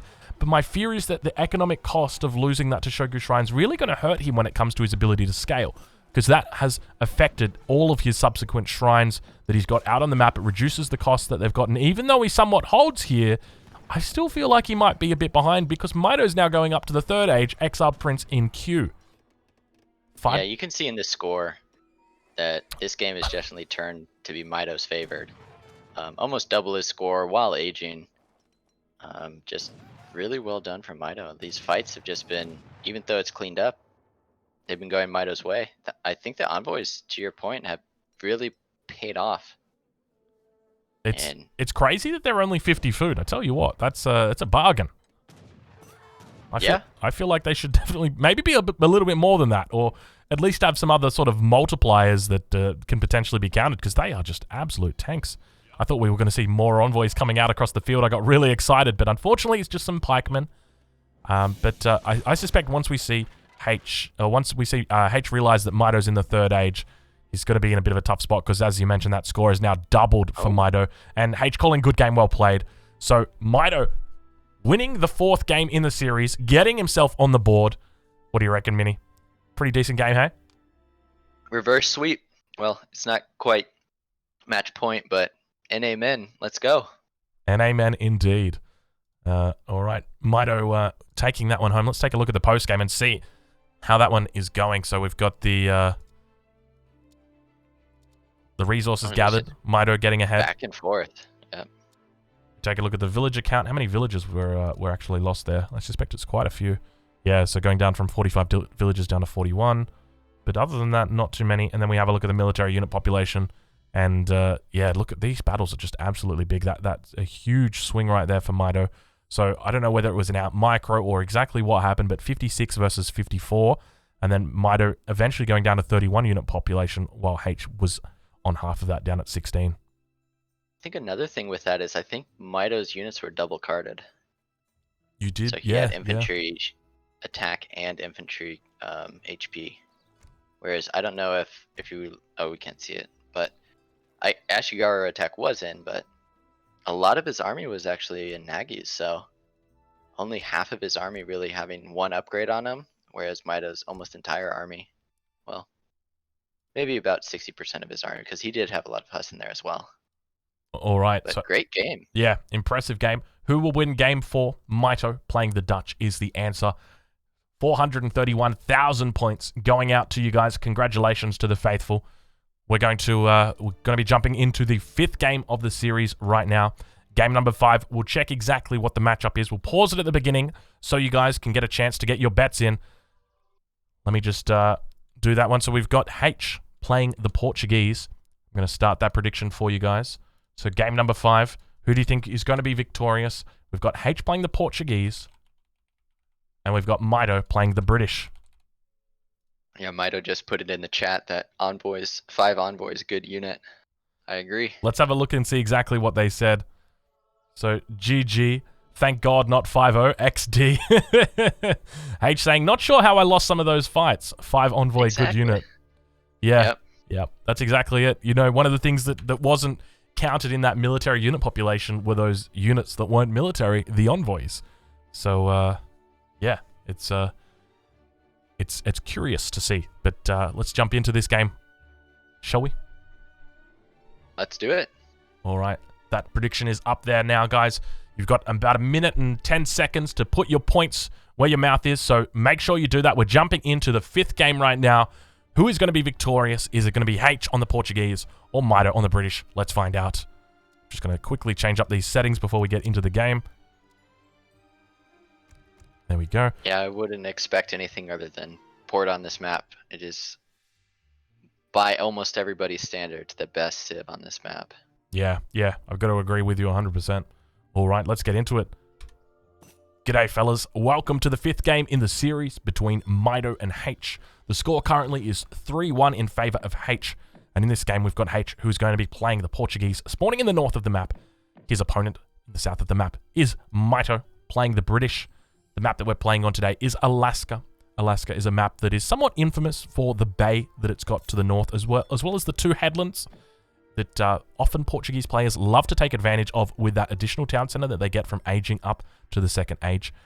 We spot that Haitch is now in the middle of the map, picking up a treasure. He's got an 80 wood treasure. What other options are there out for them on the map? We've got a 100 XP treasure. It's going to get picked up by the explorer from Mitoe. Got 2 stray sheep down towards the south. Got 80 coin. Got 130 XP, and we've got a trapped healer who may join the cause of a rescuer. What's your favorite treasure out here, Minnie? What do you reckon? I would say it's the surgeon, but he is a little overguarded. I think there's a bug where instead of it just being 2 cougars, it's 5. Yeah, it's quite a few cougars. Exactly. That man has some ladies after him. But with the voice, I mean, everybody knows the surgeon's voice. It makes sense. Amen. Yep, exactly. Yeah, he's a very handsome lad. He is indeed a great addition to any military looking to be victorious in the game on Alaska. But do you expect that we're going to see some water out of these players today? I definitely expect the Portuguese player to do a 10-10, and then their typical schooners, 700 wood into rendering plant. But Mitoe, I don't know what his game plan is. Well, let's take a look at his deck. His deck is called WTF. It's Wednesday, Thursday, Friday. Wednesday, Thursday, Friday. That's exactly what it's got to be. Curiously, no schooners in deck for him. So it looks like he's just completely neglected to go that route. But curiously, does have whale oil as well as fish market. He's also got advanced dock in there. No rendering plant for him. but he does have the Warship Combat card, as well as... Yeah, I'm guessing he's going to do some galley play. I like it. I like it. They're not quite the Japanese version, but he's convinced. I think I think what his idea was to actually play Dutch on this map, so that he could do the 3 Floyts and then give him there's a Floyd card that gives HP. Yeah, it's like 75% HP or something, isn't it ridiculous? So Yep. So he was probably going to play something like that, but unfortunately, well, I guess fortunately for him, he had already won with Dutch, so it works out in the end. It works out in the end, but yes, I would have loved to see what he cooked up for that one. We do see schooners coming in now for Haitch, so you were on the money with that. We take a look at his deck. Pretty standard deck for Portugal. We don't see any of that team coastal defenses that we do often see in these decks. A fair few unit shipments as well. He's got the 8 Cassadors as well as the 5 Dragoons in the deck. He's got the Mamelukes as well. Is there anything that you think he might be missing out of this deck? No, he has a lot of the important ones. Maybe he could take out like 5 goons or something like that and put improved buildings in there if you want to do something along those lines. It's nice that he has the 8 crossbow in case there's any sort of all-in musketeer build from Mitoe. But other than that, this looks it's pretty standard. He could go a little bit more greedy, a few less unit shipments, a few more eco upgrades or something like that, but I think this is totally fine for him. We begin to see a villager moving out now. So villager moving towards the shoreline, and look at Haitch just so on the ball. He is just scouting it out, and he has already found that villager. He knows exactly what's up. So Haitch dropping down a dock himself, beginning to train fishing boats now, and in a relatively good position, doing that 10-10 as you suspected he would be doing. He's got that villager already in queue, so just a couple villagers on wood, or on food rather, in the transition period. And Haitch just doing a good little job of scouting it out. Now we spot for Mitoe, he is going up with the governor, so going to be dropping down that forward outpost. He's got a couple of villages on the south side of the map as well, just dropping down these manor houses for a bit of line of sight, a little bit of walls, but not any other manors out on the map yet. So no forward villages either for any potential forward base shenanigans. We were talking about that potentially. We've got that age 2 being reached by Haitch. Hasn't placed down the town center just yet, but we do see it moving out towards the west of the map, out towards the bays. But Haitch now spotting the dock of Mitoe as well. So 3 fishing boats on the jumping on this. Is that food? I think that must be food. I mean, Mitoe's aged as well. Yeah, there's also, it's great for H that there's a random fish that spawned in the middle bay here. Typically, you have to go to the sides to get fish. Let's take a look and see how even it is, because there's actually, I think there might be 2 sets of fish right here. Yeah, there's 2 sets of salmon that are right here, and then a third right there. So really good spawn. It's an interesting spawn. Yeah. Whales look to be relatively even. Town center actually getting sieged down at the moment by the Nootka of Mitoe. Outpost. And Mitoe aged really quickly. He was up at like 350. So I don't know how he pulled that off. I think he got 2 sheep and was able to eat the 2 sheep. He picked them up in a treasure down here to the south, yeah. Yep. And it looks as though that caravel coming out for Haitch now. So it doesn't look like it was a shipment. It looks like it was actually been trained and going to be able to take out this outpost nice and early. 2 more caravels coming in for Haitch as well. So very, very difficult spot for him. Just when you thought it was going all nice and dandy for Mitoe, he loses the outpost. The town center gets up without too much of a hitch, only losing less than 1,500 hit points. And now the dock is left defenseless without an outpost, and only a difficult position for Mitoe remains. Outpost going up behind this, though, being built up by a single villager. Probably needs to send a couple more villagers out here to help, but even if it gets it up just 5 or 10 seconds faster, it can be all the difference needed. The dock is going down very rapidly. Mitoe's got to have caravel in queue. I'm not sure whether it's going to be able to get the pop. You can see the 2 different bars up the top. It's definitely going to be close. I think he might get this one out. Haitch moving his caravels at the last second and trying to get off a shot. If Haitch hadn't moved his caravels at the last second, that almost looks like it was. It almost looked like it was. I think it would have gone down. Yeah. Yeah. I think 100% would have. But I'm not sure whether it's going to make a difference, because right now he's going to have the 2 vels that pop out. He's going to be able to get off his broadsides. First, second broadside going off, getting to hit onto the caravel of Haitch. But I feel like it doesn't really do that much, though, for him. Like, he's still obviously able to not lose the battle. He's able to force the fishing boats off these salmon, but they're just going to find their way back to some other resource up towards the north here. Haitch is still okay. Hasn't lost that 200 wood from the dock or the outpost, but I think Haitch is in a good position here. Would you say the same thing? Yeah, I mean, even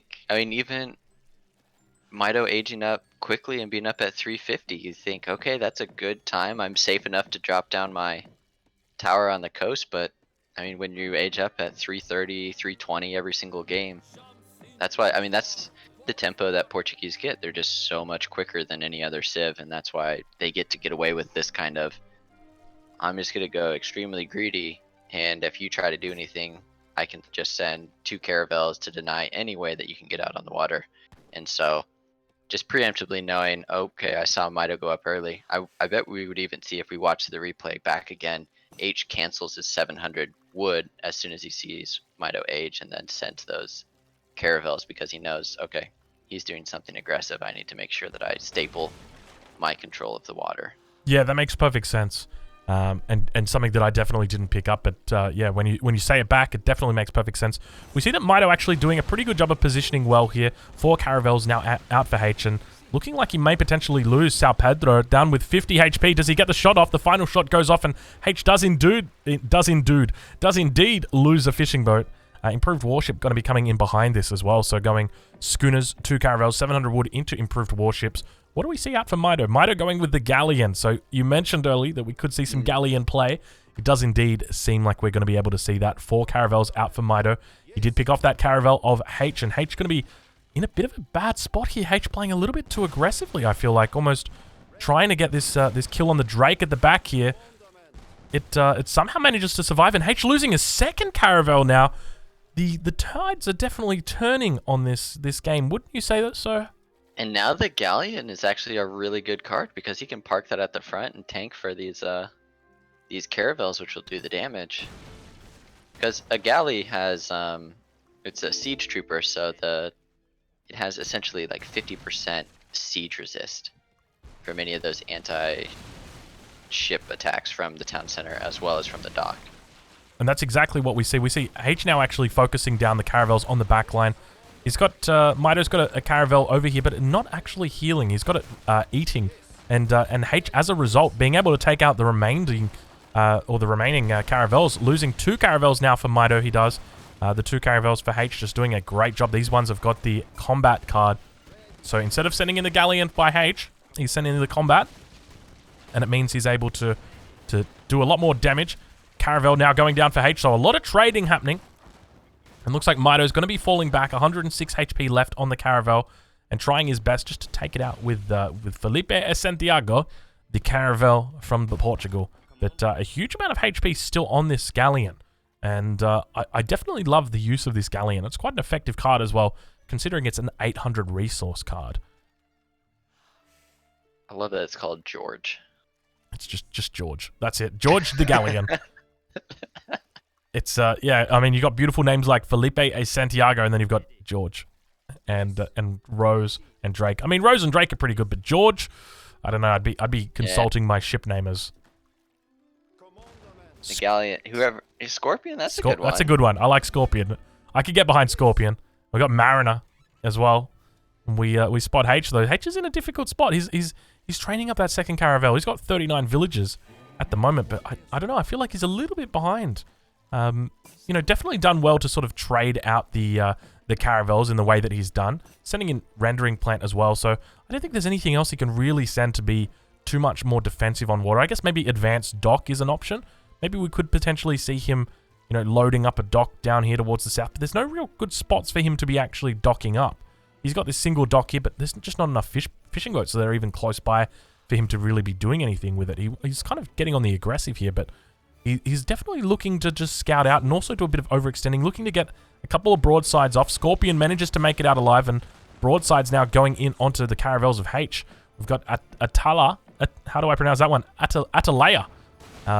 Looking like it's going to cop a couple more broadsides to the side of the the bow, and Rose going down to 112 HP, 18 HP right now. Looks like Rose is going to be going the way of the warrior, falling down to the bottom of the ocean. We spot her mast disappearing into the endless ocean. More caravels coming out for Haitch as well.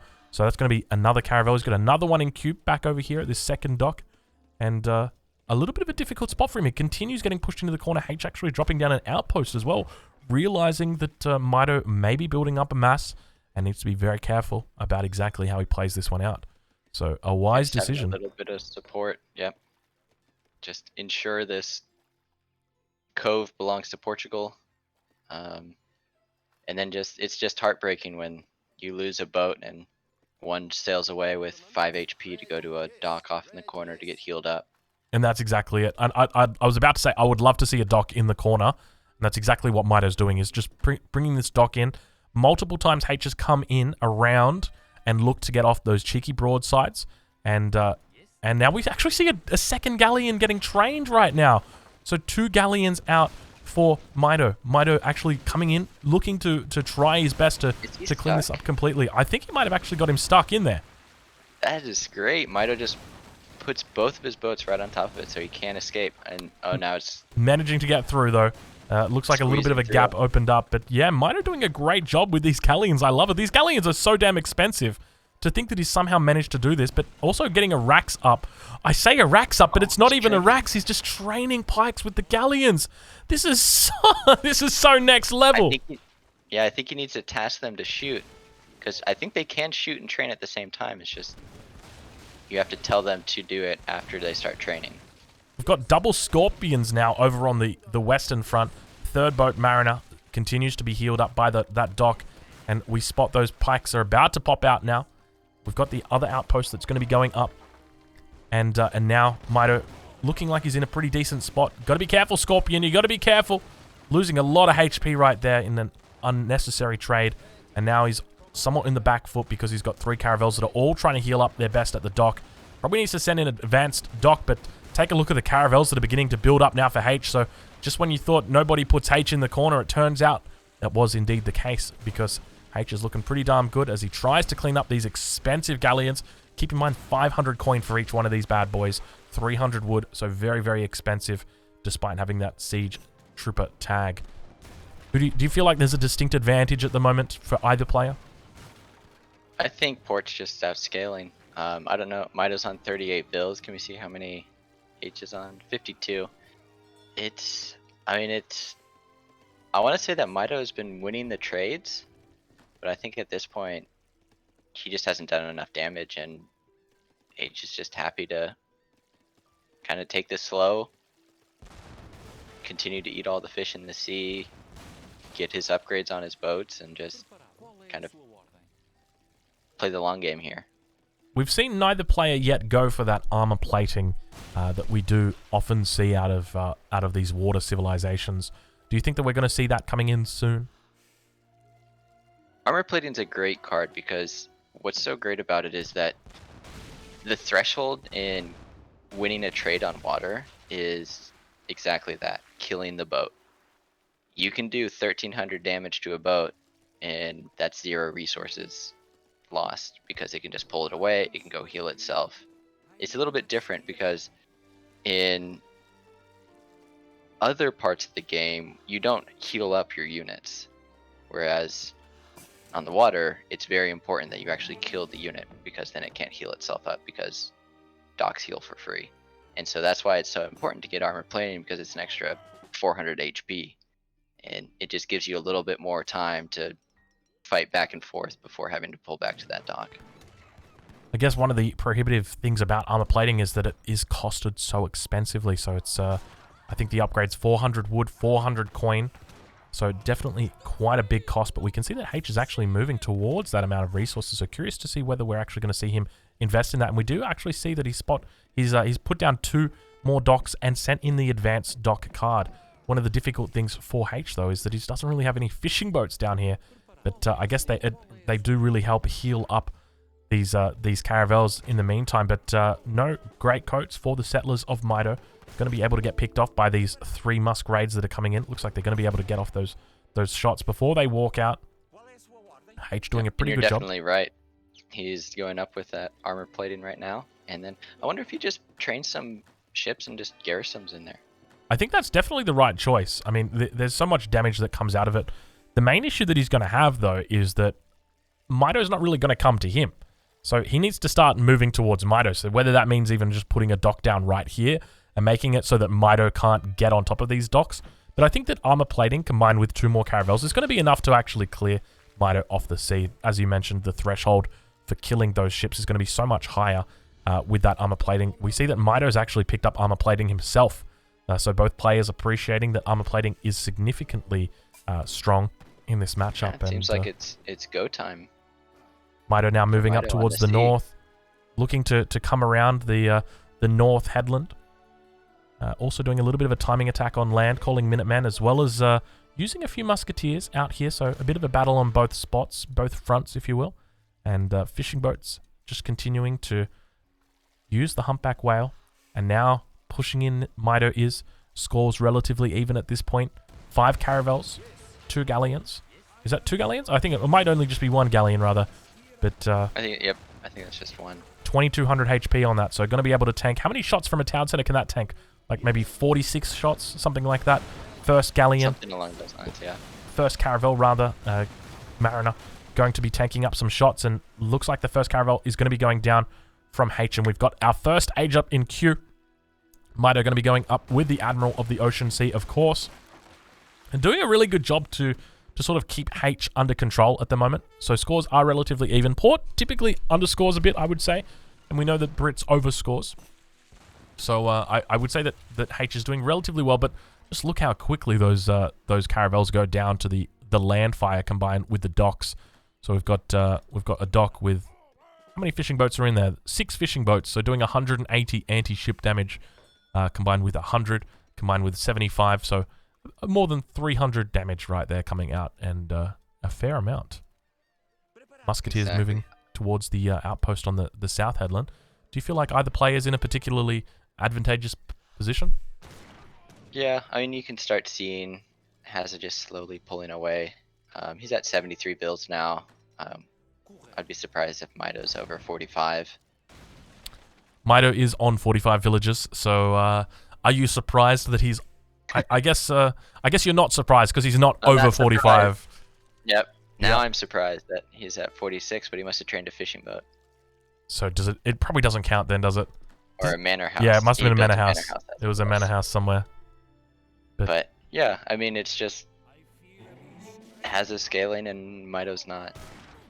And I mean, he's done a good job of keeping. So only 2 whales have been under production this whole time for Hazza, but again, it's what are you doing behind it? You have to do so much behind it to beat Portuguese on this map that even though Mitoe's done a very admirable job of containing the Portuguese Sea, there's still 73 villagers because you have 2 TCs building constantly. It's just a very hard thing to do on this map.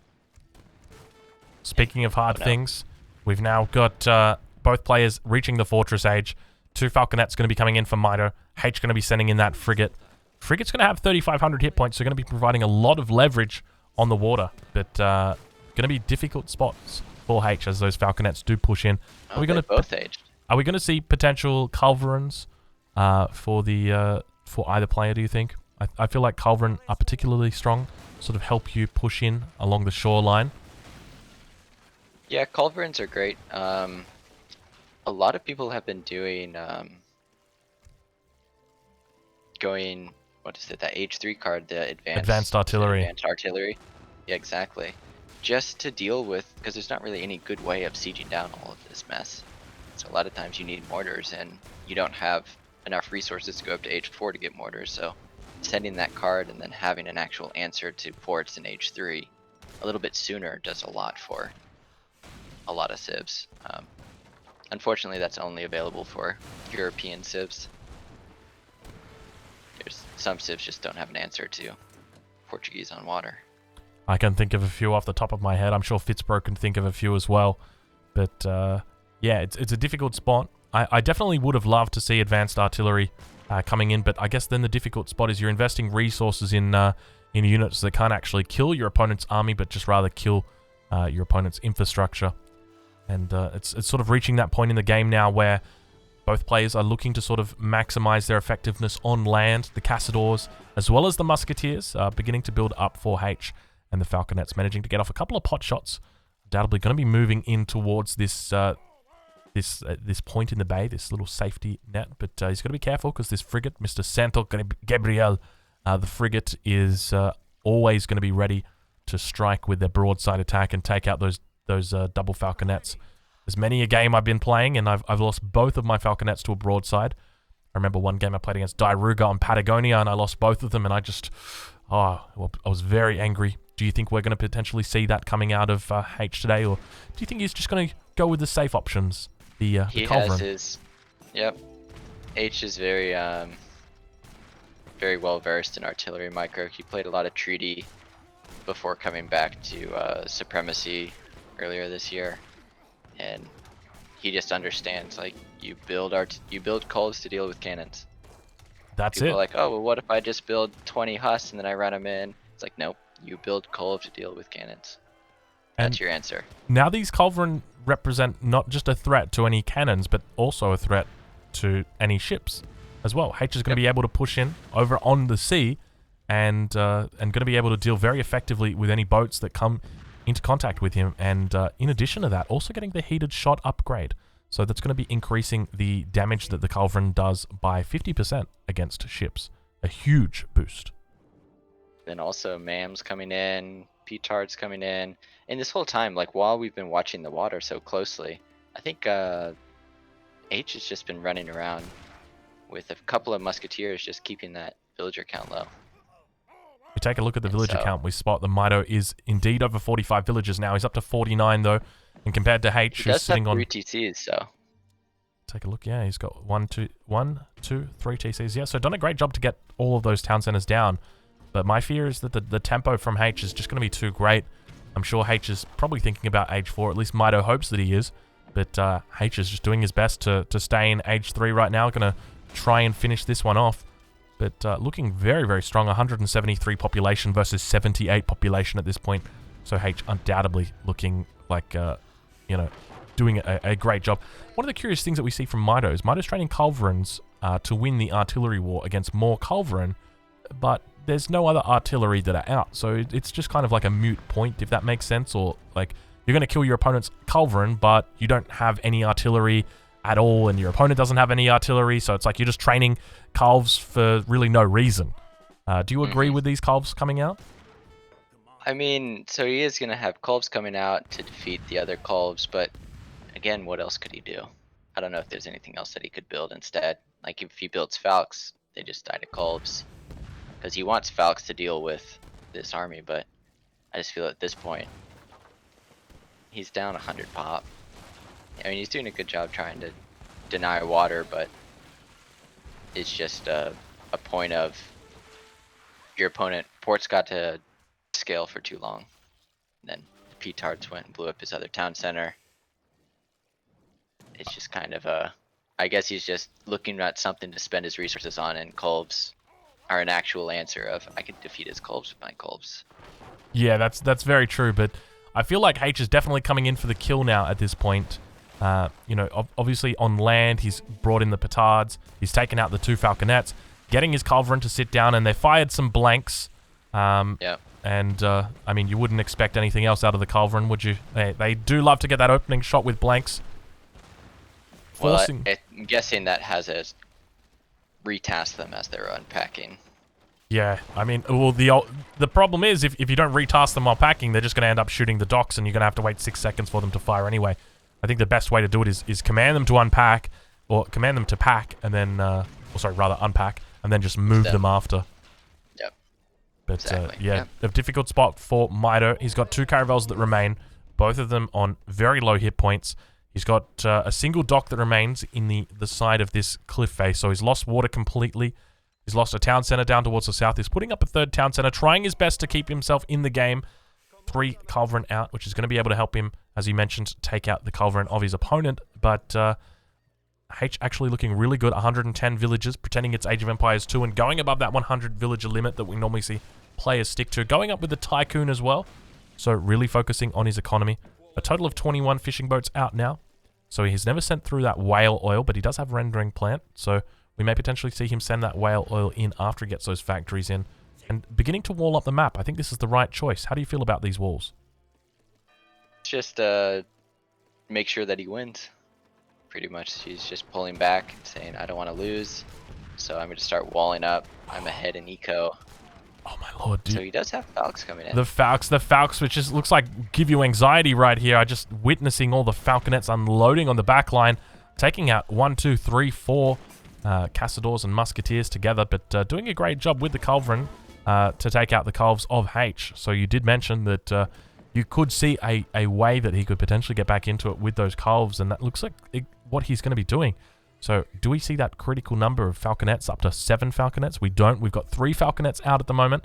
So is it going to be enough to push Haitch out? I suspect it probably won't be, because he's got more Culverin in queue now. He trained them up immediately as soon as he saw those.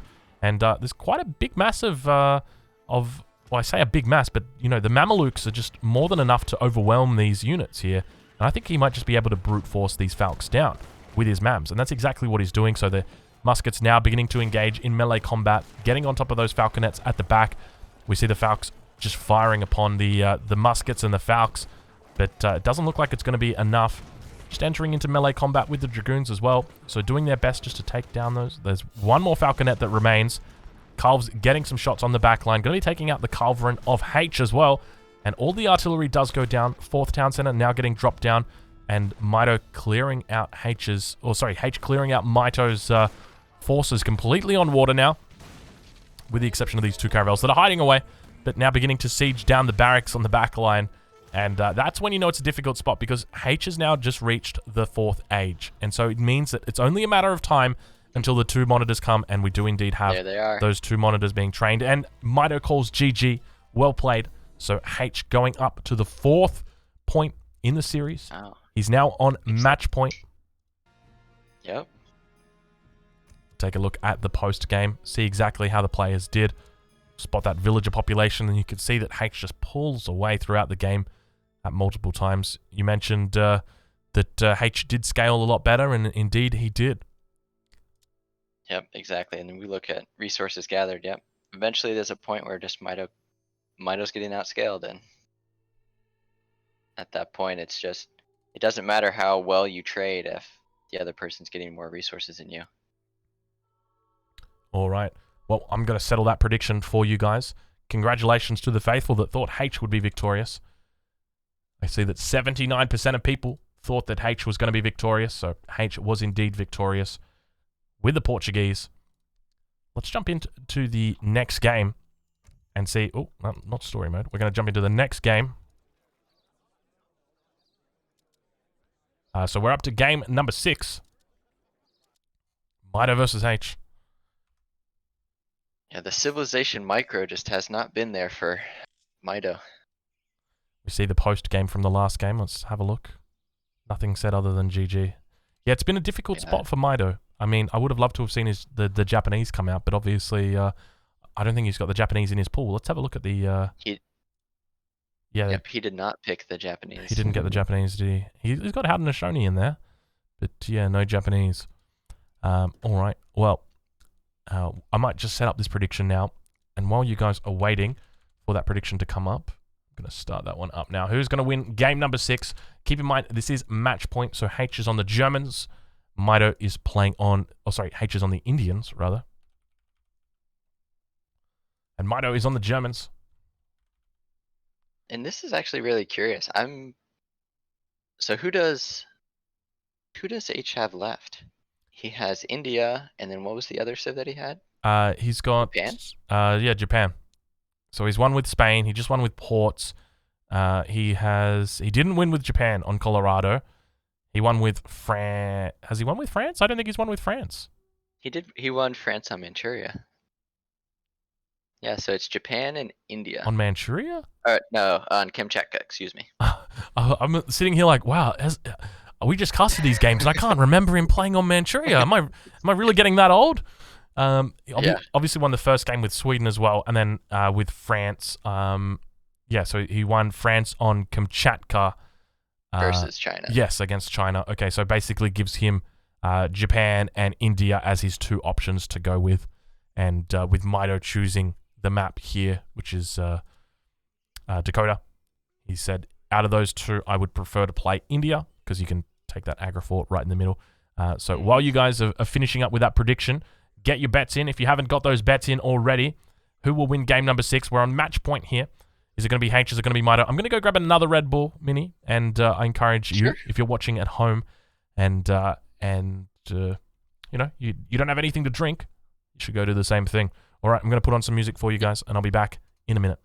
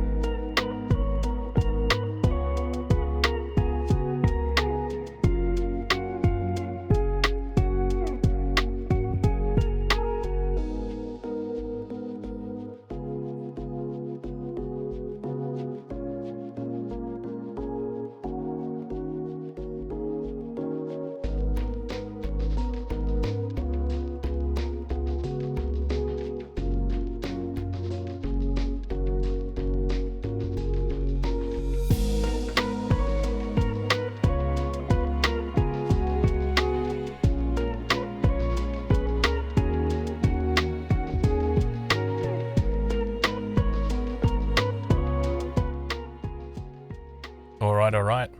You there, Mini? Yes, sir. You got something to drink? How's that Red Bull? Let's find out. Oh, it's absolutely delicious. Perfect. All right. Nothing better to drink than Red Bull on a Monday. That's exactly it. That's exactly how I like my Mondays. 9:30 a.m. Get myself a Red Bull. All right. Shall we? Let's do it. Let's climb in. This is match number 6. All right. So I'm going to turn everything back up. I hope you guys are ready. I'm ready. We've got all of our predictions in. Got to make sure. Have I jumped in? I've got to fix up my my scroll speed. There we go. All right. Let's do it. G'day, fellas. Welcome to the 6th game in the series between Mitoe and Haitch.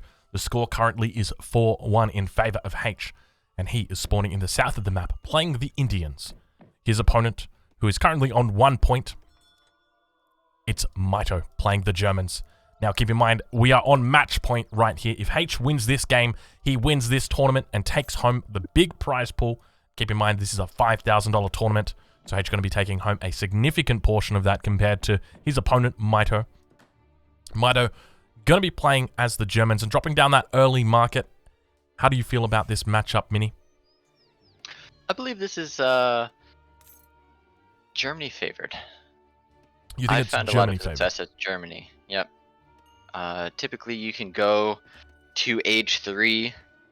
So you do a little bit of pressure in age 2 as Germany, and then you're able to get up to age 3, and then before India really gets settled in age 3, you're able to hit them with the timing push, and it's very difficult for them to hold. Right, But okay. Haza is a wizard. He is indeed a wizard. To know how to deal with anything that might have thrown at him so far. The only thing that has slipped Haza has been the envoys. Yes, so, those envoys. Germany does not have access to envoys, so it's going to be a bit more difficult. Going to use. What does Germany really have? Maybe the settler wagons. Maybe you can do some sort of pioneer settler wagon strategy. Who knows? We'll have to see. But yeah, those envoys were definitely PTSD inducing. So a 90 food treasure going to be going the way of Haitch. Mitoe doing his best to grab a 135 XP treasure. And for the Germans, let me tell you, that's a pretty darn good treasure because these shipments come in extra slow at the beginning of the game. It's going to be feeling really good to get those in a little bit sooner than what you normally would. It's not a TP, but it's close enough. That's exactly it. So we've got 80 food out on the map, as well as the Native American warrior. We've got 85 wood as well, so damn good treasures down towards this quadrant. And up towards the north, we've got a 75 wood, as well as an 80 coin. So some really good treasures out on this map. Not to mention that Haitch picked up a 90 food, so it's definitely a pretty decent opening for both players. They've both got options here, so I don't know whether Mitoe actually spotted it, but there was a native scout that walked past him, and Haitch going to do his best to race him down towards this treasure. Let's see if he can do it. Mitoe looks like he's trying to get that block in. He gets it. I think Haitch has not been able to secure that. I think Mitoe's going to be able to get away with it. He does indeed. And now Haitch going to be forcing Mitoe to run back to his base, picking up that 80 food. We'll take a look at Mitoe's deck. We'll see exactly what he's got in store for us today. So Economic Theory, Age 1, as well as Cavalry hit points. He's got those Jaegers, those Black Riders, the 8-9 Ulans, the 8-7 Skirmishers. In Age 4, he's got those all-important Winged Hussars, and then finally the Heavy Cannons as well. How do you feel about the deck? Looks pretty standard. I think the only other thing that he could have in there is maybe either 5 DOPS, or he could also have a Cav attack in H2. But overall, I think it's a pretty solid deck. It has everything that you really need. It has as many shipments as possible in H3. Yeah, that's really what you want as Germany. That's pretty much it, isn't it? And we actually see that he's got a very, very early age up time in. So keep in mind that he does have that hunting dogs upgrade in, as well as picking up that 80 food treasure. And so now heading into the transition period, he's going to be jumping over onto wood. So heading up with the Quartermaster, undoubtedly. He is indeed. Let's check in with Haitch and see how he's going. He's dropped down an aggro fort in a relatively safe position. So not going for middle map. Be curious to know whether he's going to go for a trading post or what he's going to be looking to do in the transition period. You got any insight to what he might have in store for us today? No, I'm not exactly sure. I do know that he's probably a little skeptical of Mitoe. Mitoe does like to play this H2 a lot. So there's definitely a timing of he could just hit you with 30 crossbowmen and 20 pike at 7 minutes. With a couple of Ulans if there's one player who likes to play H2, it's got to be Mitoe, and he just does it with every civ that like typically does an FF, like Germans, China. He just plays at H2. He's happy to play H2. I guess Dutch as well. He plays Dutch H2. He loves his H2 stuff. So I like this TP on the side. Yeah, I'm curious to see what the first shipment's going to be, whether it's 700 wood, but we actually spot Mitoe going to be putting down a trading post as well, and Haitch actually spotting it out. We'll take a look at Haitch's deck while he begins to siege, while he begins to attack the Explorer of Mitoe. So no... And this is just mind games, this whole TP dance that they did, because H knew that Mitoe wanted a TP, and so that's why he built that one on the far left, so that he forced him into like the middle. And like Mitoe, understanding that that was kind of the pressure, ran all the way over here because his Explorer was low. So you'd say that it would probably be an advantage at the moment to Mitoe ever so slightly because he's actually managed to get down that trading post? Exactly, because he had no tempo in Age 1. There's 2 monks plus the Nat Warrior. So as soon as H finds that Explorer, the Explorer is kind of going down. So well done for Mitoe to be able to build a DP, because I think from the way this H1 went, he probably shouldn't have been able to build that TP. Yeah, he's done very well to get that up. And so I'm curious what you think about this deck. So Haitch is opening with the 300 export. In addition to that, he's got some pretty big unit shipments in here, as typically we do see out of the Indians. He's got things like 6 Soars, as well as the 9 Zams, which you don't always see those cavalry cards. He's also got, it looks like, 2 Siege Ellies and 2 Mahouts, 3 Mahouts in there as well. So a lot of focus on those elephants and getting your sepoys out now. So yeah, curious what your thoughts are on this deck. It is interesting. I don't know exactly the theory behind the 300 export first. Unless he plans on doing some kind of sepoy rush. Yeah, I'm curious to see exactly what it's going to be, but we didn't have a trading post in Age 2, or Age 1 rather, so no GFA has come in, no good faith agreements in Age 1, so probably not going to be seeing the French consulate. What other options have they got? They've got the British consulate that they can choose, the Dutch, and then the Spanish, is it? Auto. The Auto consulate, of course. How can I forget the Auto consulate? Auto, Brit, and I don't know the other two. Let's see French. which way he goes. He goes for the British consulate. So, yeah, you mentioned earlier that it could be a bit of a sepoy rush that he tries to do. And it looks like exactly what he's going to be doing here. I think if Mitoe's able to see this early with these two Ulans, if these two Ulans figure out what's going on, because Mitoe looks happy to hold this. Yeah, well, Mitoe's definitely focusing a lot on his early military production. Typically, we don't see this out of German players. As you mentioned, they do like to go for that fast fortress. But, yeah, doing his best to sort of just keep Haitch interested. Haitch hasn't actually shown his cards yet, so I'm curious to see how he's going to be playing it. He's not sieging that TP. Exactly. So and he hasn't shown I'm staying H2. Mitoe's really in the dark at the moment, both literally and proverbially, and now he's spotted out the incoming forces. So moving back, he's going to be training up some pikes now. I don't know if I agree with that. He did spot a whole bunch of sepoys that were coming in, so I guess he does know that eventually there's going to be those SOARs that do come through, but deciding he's going to try and deal with them earlier rather than later. 400 wood stacked up from him. His fear is just the Sours and the Gardner Hussars. Yeah, makes sense. He does but now if he had a little bit more time, maybe he cancels those pikes because it's just a all-out sepoy rush. Yeah, that's a lot of sepoys that are coming in now. 7-minute mark.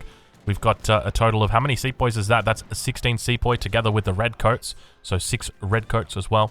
And Pike's now heading into melee combat. Doesn't look like Haitch has got any other units on the way at the moment, with the exception of these 3 sepoy that are coming in. So no reinforcing SOARs, no Gardner Hussars, but now sending in those SOARs from the home city. Minutemen getting called by Mitoe and doing its best to repel these forces. Doesn't look like Haitch took any particularly large losses here either. So a nice early engagement for him. Would you say that either player's got a particularly large lead at this point, or relatively even? Any small victories? This is a big victory for Mitoe. One, the 2 monks went down, which a lot of people don't consider that being very big. But if these 2 monks live, they can heal up that entire army. And instead of that army being half health, it's a full health army. So that's actually a bunch of resources that India gets as a benefit of having their monks alive. And then also the monks are, I think 400 HP apiece. And so they have 20% range resist, so they tank a ton of fire. And so killing those 2 monks, being able to hold that push, and now he was able to send his eco shipments first. I feel as though Mitoe's quite ahead here. Yeah, I've got to agree with you. I think Mitoe's looking pretty darn good. He's got a decent massive pikes out as well, so not going to be dying from those SOARs at all. Can probably just keep all of his units in cover mode and still be able to deal with them very effectively. You see the settler wagons coming out now, doing their best to soak up some damage, and the pikes slowly moving out and heading into cover mode. Going to be preventing those SOARs from getting in any sooner. Minutemen on the back line as well as the crossbows, just slowly picking off those military forces, and Haitch doing a bit of a tough job on trying to secure out any really solid opening here. We'll take a look from his perspective and see whether he's decided to go too heavy on economy, but losing a couple villages in the base, down to 27 villages at the moment, 16 idle, going to be losing another one. We've got sentries being called as well by the Indian player. 700 wood going to be coming in now, so potentially looking at opening up those trading posts maybe. Is that what we see with the 700 wood? Do you think there's anything else that he could really be adding in here? We just have to see what kind of market tax he has. Looks so like he's picked up the 3. He has all the tier 1s. Yeah, all the tier 1s. But I think Mitoe's just very happy to have taken the trades that he has. He did such a great job just dropping out those settler wagons on top of the sepoy. They have 30% range resist, so they tank a lot. And a settler wagon can work even if it has 1 HP or 405 HP. Yeah, that's exactly it. Getting everything out of his units is what it's going to take to beat Haza.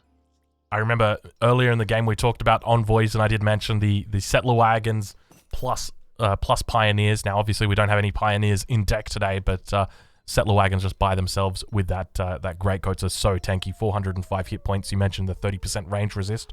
So realistically, looking at what is that? Close to 600 hit points. Maybe not that high. Yeah. Maybe 520, 530 hit points, something like that. But more than enough hit points to survive the volleys that were coming in from those sepoys and muskets. And now we see that he's going up with the exiled prince to the 3rd age. So Mitoe definitely has found that window to get up. Haitch, on the other hand, he's nowhere near up at this point. He is in a difficult position, sending in that 700 wood and gathering it up. But yeah, in a difficult spot for him. In India, India's trading posts come in pretty slow as well, or their experience come in pretty slow as well. So, being as he just sent 700 wood, it's going to be a while before he sent that 700 coin. So he's kind of stuck in age 2, and that's exactly Mitoe's exactly where he wants to be. He wants to be in age 3 and then just start shipping those strong age 3 shipments. And there's a lot of good answers that Germany has for this army. Yeah, well, I suspect so Mitoe's now reached the fortress age. We see doppels that are in queue. Looks like he's actually preparing to get some. He wants those monks back. Yeah, trying his best. He picks up the first one. Second one does go down, but yeah, now we've got some mercenaries in. So Jaegers are going to be the mercenary of choice here. A huge amount of military population. So 100 population for Mitoe compared to the 70 population for Haitch. So just a bit of a difficult matchup, a bit of a difficult game for Haitch at this point. No way for him to really outplay at this stage. Sort of been a bit outmined game, as you mentioned, with this early trading post as well. So Mitoe's been playing quite well. Yeah, and I mean, you can do Skirm War Wagon or Skirm Ulan, but or Skirm Mitoe's Doppel. decided Jaeger Doppel is the combo he wants to go for. Yeah, it's not a combo that you always see out of Germany. It's a curious combo though. I mean, it's very 600 ELO from him. So yes, mad respect to Mitoe for doing that rather than going for the war wagons when he could have very easily gone the war wagons. I guess he doesn't have a lot of food out. Perhaps that's the reason why he's decided not to do it. I mean, when you take a look at his base, there's no food. Like the closest hunt is in the next quadrant over. So it's a difficult spot for him. Maybe that's just the reason why he decided Doppels was going to be the best choice, or maybe he just thought that adding Doppels is going to help sieging the Agra fort down. So yeah, they help with siege, and then they also can be put into cover mode. This is a bit early because his Jaegers aren't here, are they? They're at home. Jaegers still at home, coming across the map now. 12 Jaegers, looking good. But yeah, Soar's moving out, going to be connecting with the pikes on the north side of the tree line. And maybe Mitoe's just saying, I want you to not age. Yeah, I want you to stay interested in age 2. Yep. Yep. So he pushes out just to say, you're not allowed to age. And because once you age, then it's close. We can see that Haitch is trying his best to get that age up in queue. He's got units in queue at the moment, and I think that's probably what Mitoe's doing, is trying to force Haitch to finish his batches. And we see Haitch cancels the batches. This is exactly what Mitoe didn't want. So Haitch going to be finding that window. It's probably he has a small window, but also this is exactly what Mitoe wants as well. Because this is the tough spot that India's put in, is that now Germany has these strong age 3 shipments, but they have to waste all these resources to try to get up to age 3, and that's not being put into units, and that's where it makes it so difficult. Because it's going to take a while before those upgrades come through. They have to upgrade their Gurkhas, they have to upgrade their Sepoy, upgrade their Sour. There's a lot of upgrades that they have to do, whereas Germany just gets veteran skirms or Jaegers in this case. And it's very tough. It's a really tough position for him. You're 100% on the money with, you're kind of damned if you do, damned if you don't. If you do age, well, now you don't have units. If you don't age, well, you've got units, but you don't have any tech. So a very difficult spot for him. Do you think that there's anything that Haitch can really do here to win? He's down 4k score at the moment, or 3.5k score.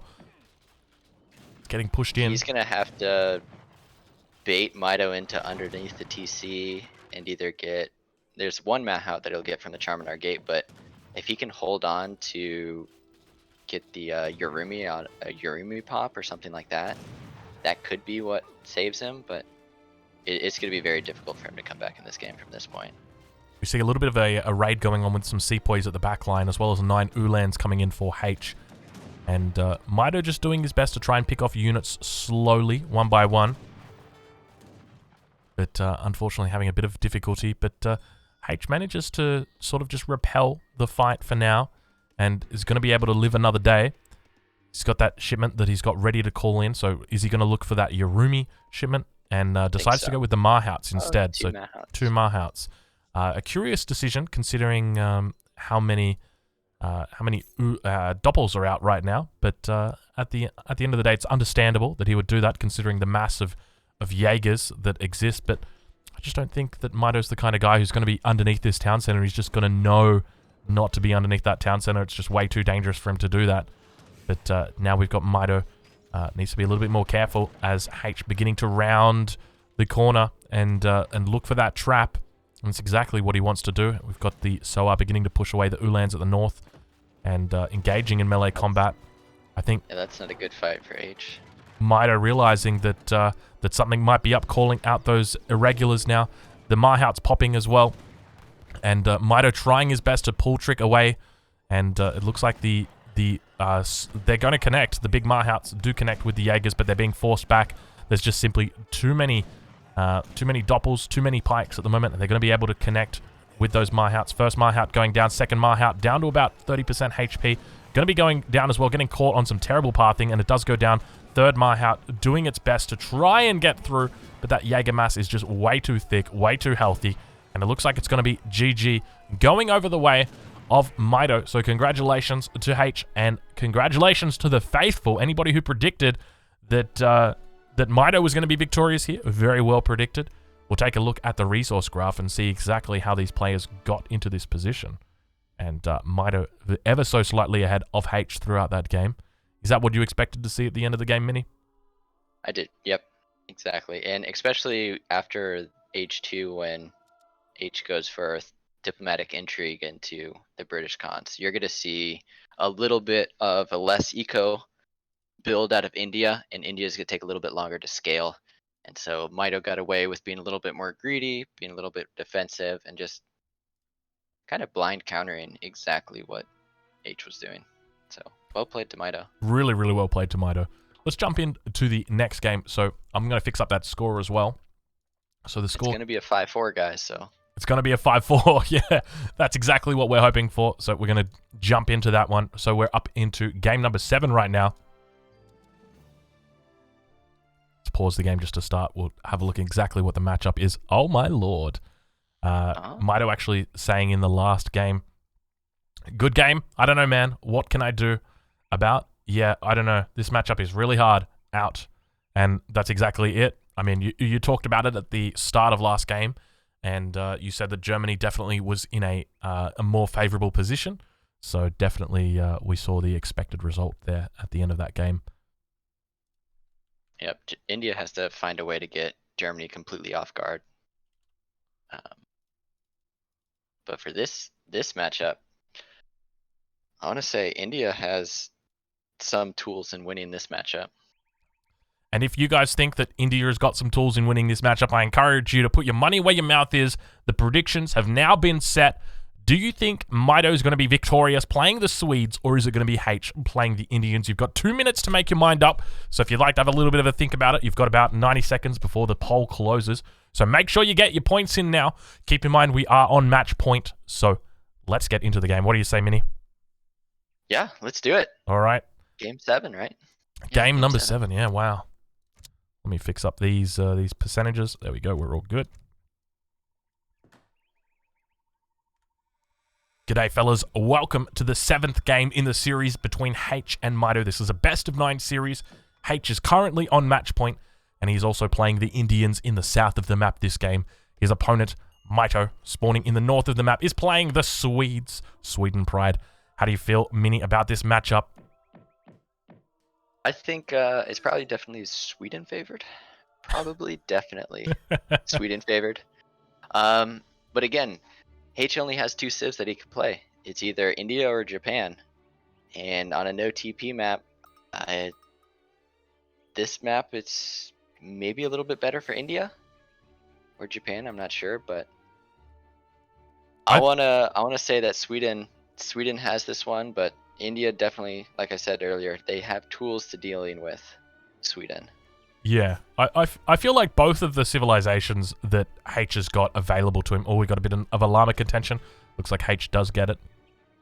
But I feel like both of the civilizations that H has got access to that remain are quite decent against Sweden. When it comes to Sweden, you know, all matchups are hard for Sweden. Sorry, easy for Sweden. I guess the question is on what is the scale of how easy those matchups are. And when it comes to both India and Japan, I think they both have a relatively similar time. That in the early game, like most civilizations, they're going to do quite well against Sweden. But as the game continues to progress towards that fourth age, that late third age, it's going to get more and more favored for Sweden. Yep, I think one of the things that Japan does not have at their disposal is the ×3 multiplier for their skirmisher type unit.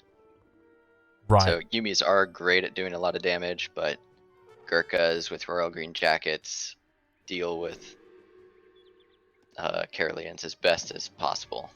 Let's take a look Best at his popular deck. situation. So his deck is called 1v1 Musk, and you're 100% on the money. Royal Green Jackets is in deck, so it adds that 1x bonus to heavy infantry. So you're going to be dealing with those Karelians extra good, or extra well rather.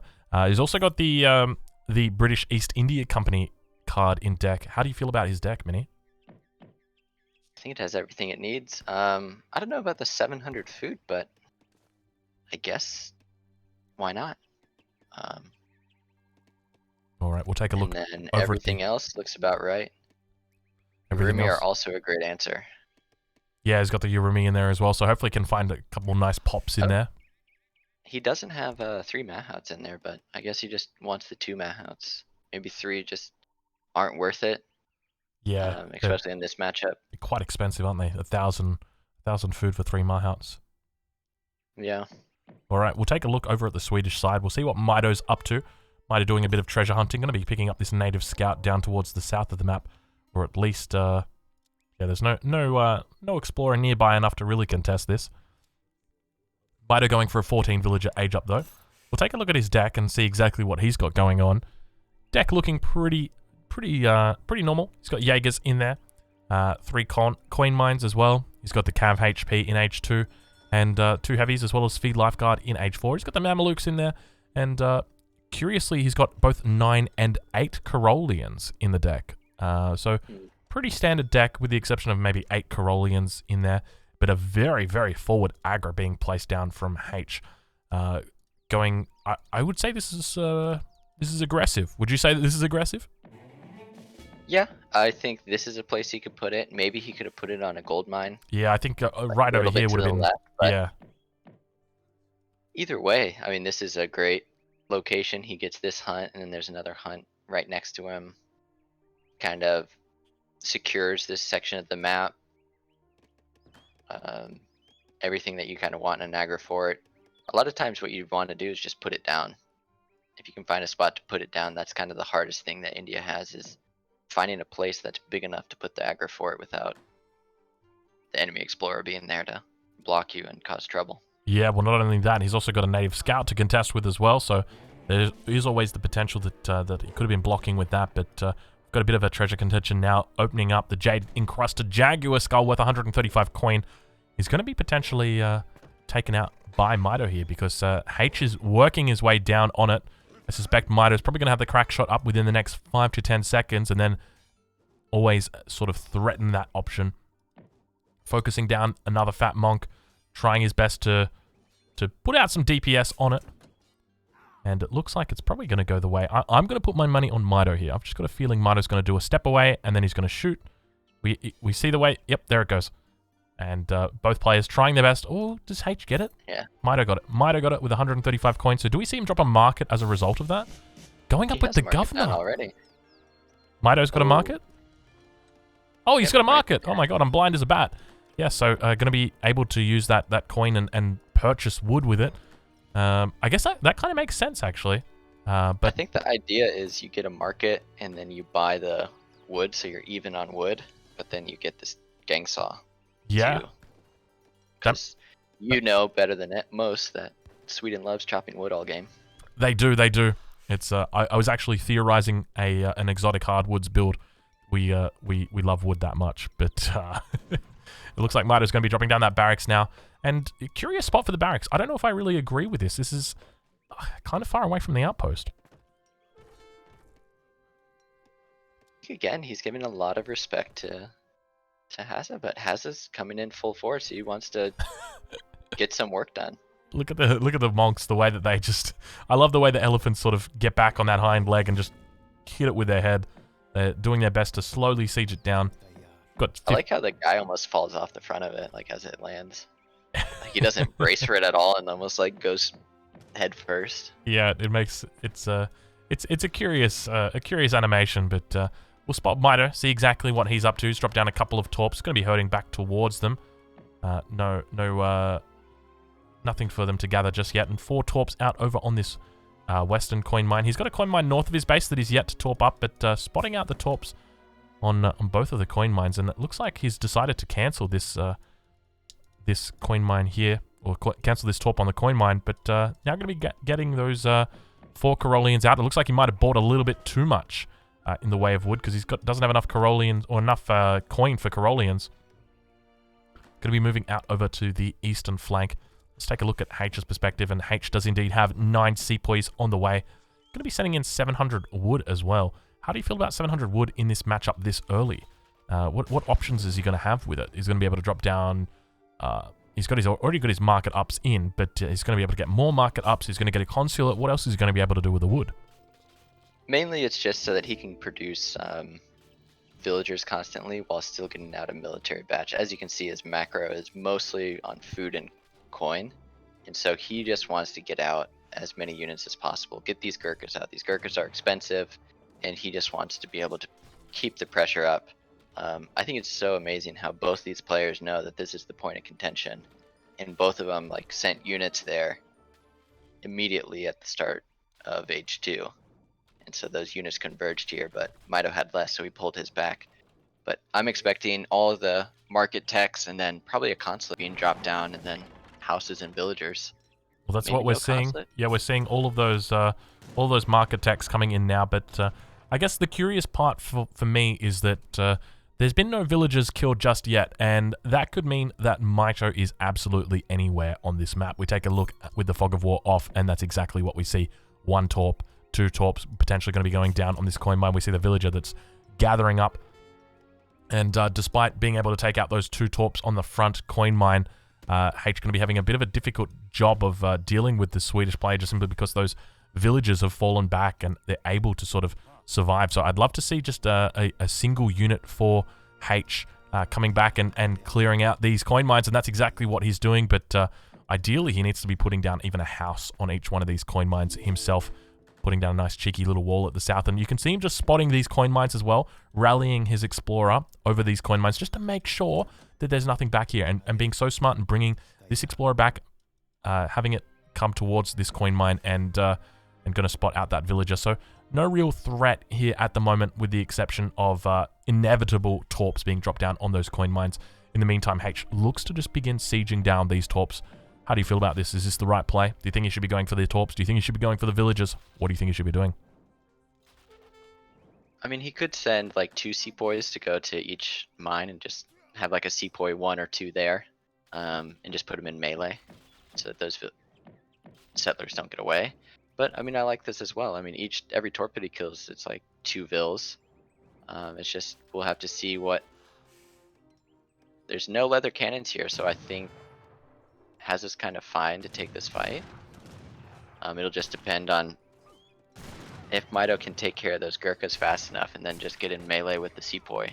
It looks exactly like what he's going to be doing. So Mitoe doing his best to try and get a little bit close to evening up this series. We do know that at the moment, H is on match point. If he wins this game, he wins the series.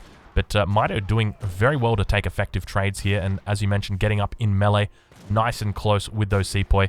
There's a little bit higher melee attack for the Caroleans versus the sepoy. They've got that 19 melee attack versus the 15 melee attack. They've also got a slightly higher melee resist as well. But Now beginning to see all of the siege, or all of the explorers just doing work down here. But it looks like Mitoe's actually in a pretty decent spot. So getting out that nice and early mass, despite not having the 2 settlers and 2 cows from age up. So that marker doing quite well for him. And Macro looking a little bit curious at the moment. A lot of villagers on food, but only a single rack, so could potentially be thinking about getting up to that 3rd age.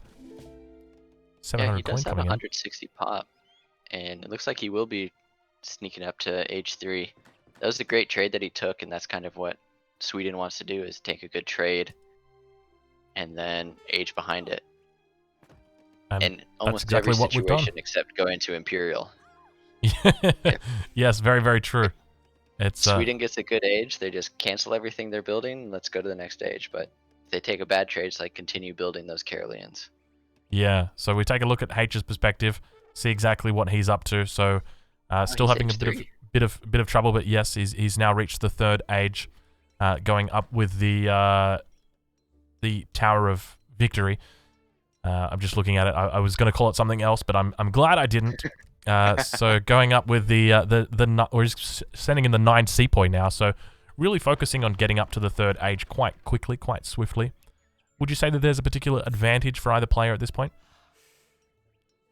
I want to say that Sweden's in a good spot, but maybe getting up early can be in a good spot if he can get out a big enough mass and start dealing with. But I mean, there's 180 Torp population. Well, it could be that whole mindset. Remember, when Mitoe plays against Sweden, he just ignores the Swedish Torps, and he goes for the throat every single time. He just tries to fight mono, tries to take the best trades that he can, and just really ignores those Torps. So maybe we see Haitch taking something similar out of his book. Obviously, he is sieging these Torps down, but not really placing such a high emphasis on it at this stage. Mitoe on 200 population at the moment, so 19 Torps up, and just dropping down a Torp on these berry mine here, berry bushes. So saying, you know what, I'm not even going to put it on a coin mine. I'm just going to put it on the berry bushes. So I guess just utilizing that berry or that blueberries as best he can. Because I do believe that they get those are 2 separate types of berries, so they do collect separately. So if you click on it, it'll have a little bit. It's bugged, I believe. So I'm not sure exactly how the bug happens, but yeah, there's only one Torp that's gathering from those berry bushes. It can be very unfortunate when it happens as well, because if you do place your Torps too close to those berry bushes, they can prioritize that over its native berry bush, and as a result, when you get blueberries, you won't be gathering from the blueberry bush, because you don't always gather it, not until blackberries is sent at least. Once blackberries is sent, then there's no issue with it. Still more raids going down towards the south as well. A couple of Caroleans just trying to find their settlers, but Haitch managing to clean it up with just a few Gurkhas. And Haitch looking... sea jellies will come through. Pretty good. Yeah, sea jellies would be perfect in this situation. There they are. Oh, there they are. Yeah, so as you mentioned, no Royal Green Jackets just yet. Only got that 2 times multiplier. But Caroleans hitting that turbo button, getting on out of there. Just enough C point to sort of protect the Gurkha. 7 Gurkha. No discipline yet, but it is now in queue. I suspect it is indeed. And Siege Elephant's going to begin getting to work on these Torps. So the Siege Ellie's out a little bit late. I normally like them as the first card. I feel like they're definitely the best first card that you can have in this matchup, just because you can start getting to work on these Torps. Look how quickly they go down as well. A Siege Elephant takes a shot once every 6 seconds. So after 12 seconds, the Torp is gone. So, after 48 seconds, you've cleared out an entire coin mine. So a really, really decent investment there for the Indian player. So far, this is looking pretty good for Hazza, I think. Those 2 Falconets are not going to do much. I wonder, did Mitoe send in Snaplock already? Let's take a look and see what he's sent. He's sent through. No, he hasn't. So instead, just going to go with the team heavy infantry hit point. So not sure exactly the mindset behind that or the thinking behind that decision. But yeah, I think Mitoe's doing a pretty good job of just cleaning up the map as well. He would know that there are more Torps up towards the north. So curious to see if he's just going to head over towards that direction, or whether he's going to come towards the throat and go for that jugular as he normally does. So Let's take a look at exactly what he's doing. So 24 Discipline Gurkha. What do you think the next card's going to be in for Haitch? I want to say, I think Royal Green Jackets. Either that or maybe he goes Yorumi just to make sure that there's no turbo action on his Gurkha. But I can see, I mean, he has a couple of viable options. So Royal Green Jackets, Yorumi, or East British or East India Company. Yeah, I definitely feel like Royal Green Jackets is going to be the right choice in this situation because he's sort of reaching that culmination or that peak point in the game where he wants to sort of force a fight. His siege Ellies are slowly moving in, going to be able to siege these torps down, and we actually see the British East India Company coming in, so going to be upgrading the hit points and the attacks of both the Gurkha and the Sepoy, so a pretty decent upgrade as well. But yeah, undoubtedly, look at the macro. This is something just perfect, yeah. It's like there's no excess villagers in queue. It's just literal perfect macro. This guy is just insane. As soon as that Vil comes out, he has 100 wood. Yeah, it is. I don't know how he does it. He's just such an amazing player, and it's such a pleasure getting to watch him play like this because this is a tough matchup. It's definitely not an easy one. A little bit of a flank coming in from the west side, which we do know is always the best side to flank. And military drummers has come in as well for Mitoe. So we look in at Mitoe. Mitoe now sending in Snaplock, realizing that, hold on a minute, I don't have Snaplock in. So getting a little bit of a bad trade right here. It's always bad when you lose 5 Corollians and you don't even get a shot off.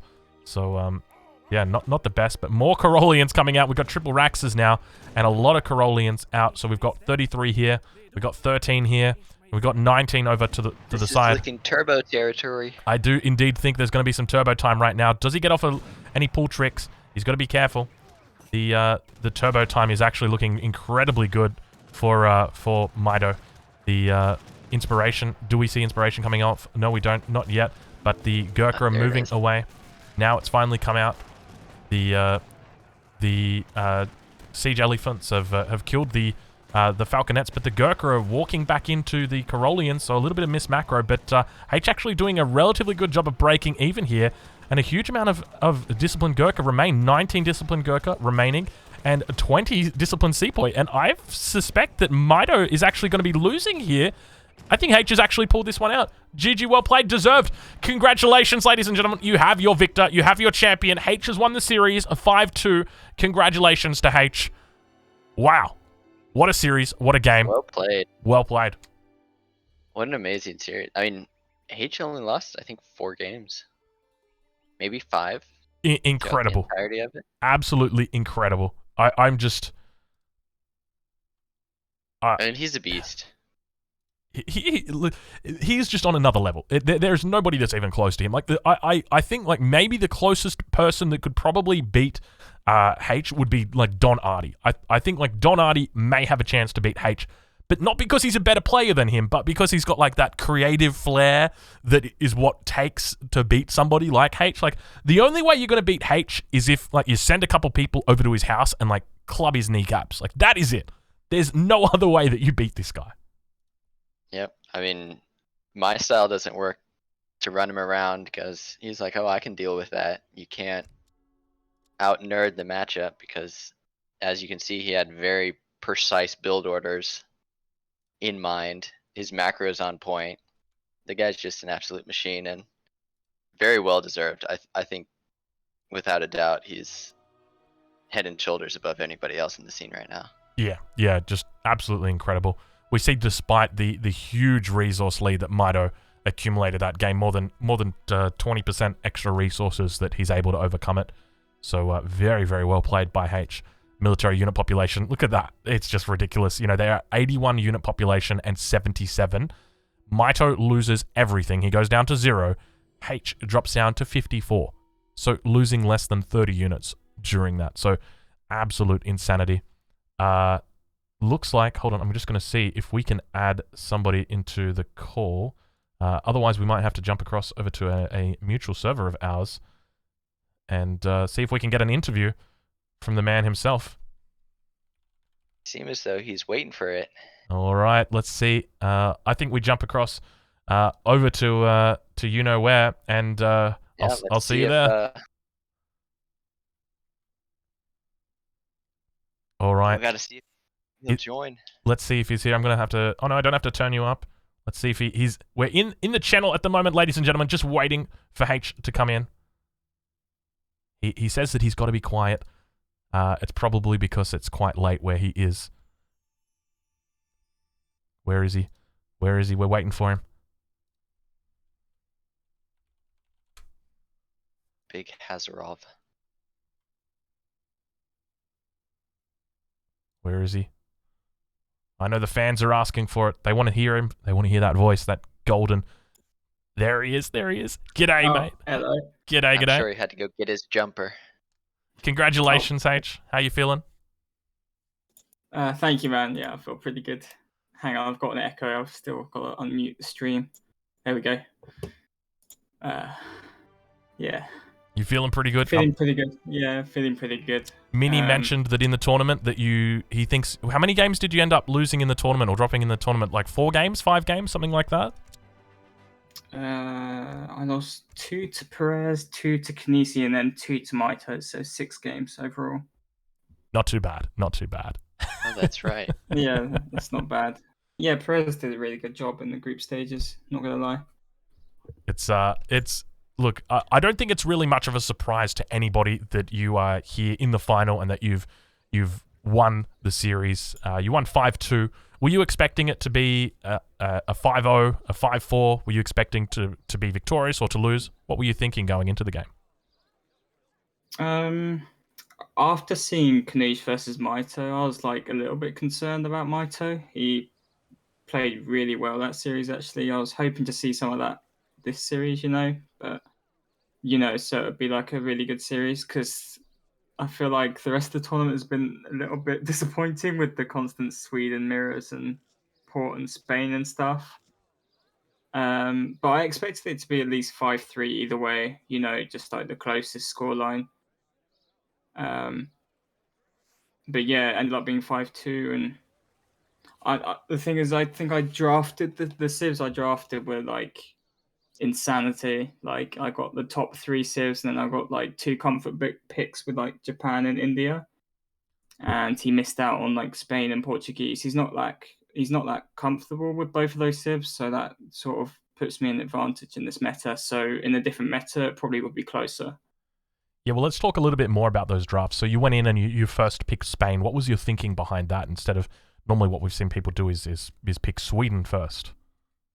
I was planning to pick Sweden first, but then I saw Mitoe picking literally 4 high TP maps like, Dakota, Central Plains, Kamchatka, all that sort of stuff.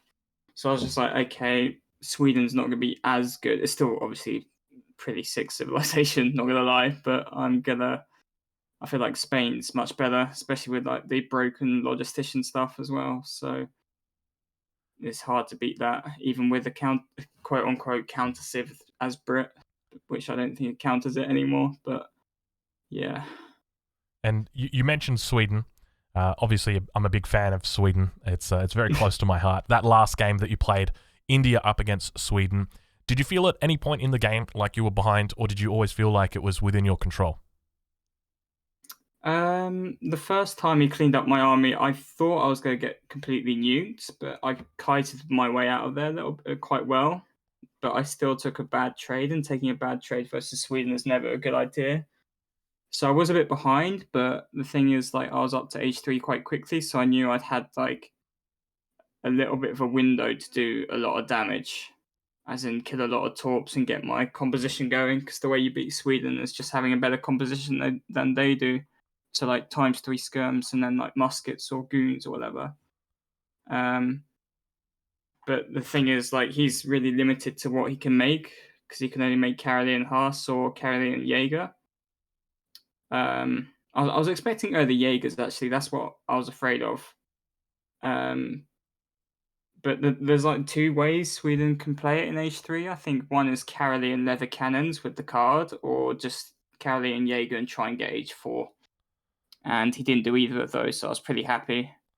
there was a particular point where he had gotten a flank around the left side of your army, and it was also coming in from the right over towards the pond, just in that very last fight. And he hit turbo mode, and you were completely surrounded. Were you at all just a little bit scared about the potential outcome for that fight? Or did you think that you always had that in the bag?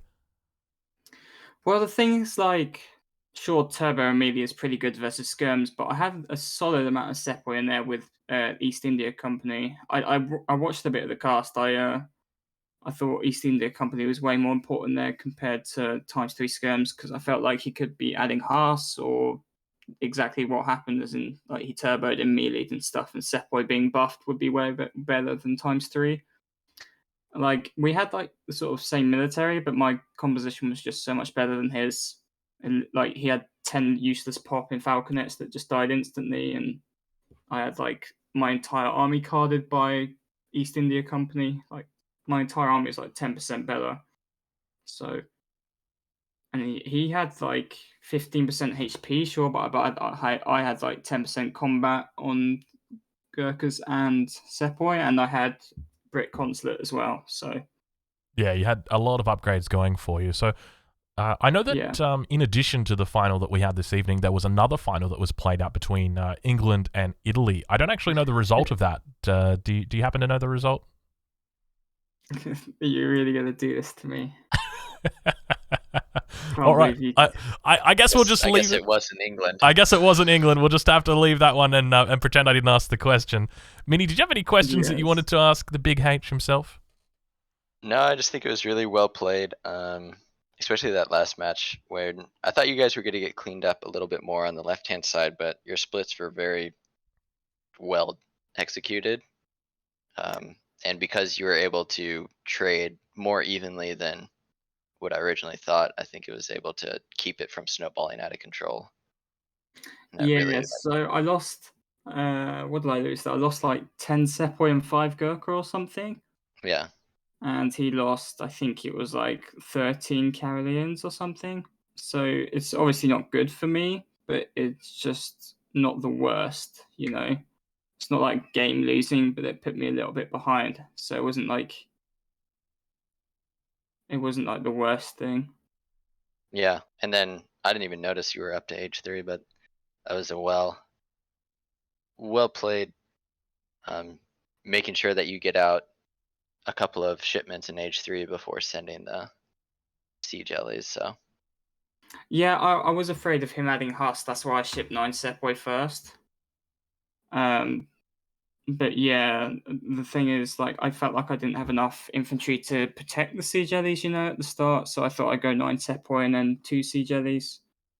So yeah, I just needed stuff to cover them, and in case he was timing pushing me in age 3 after cleaning me up, because I know he likes to play age 2 Sweden a lot. So I was a bit concerned about that when I only had 5 Sepoy, 5 Gurkha, and he had like 20 Karelians.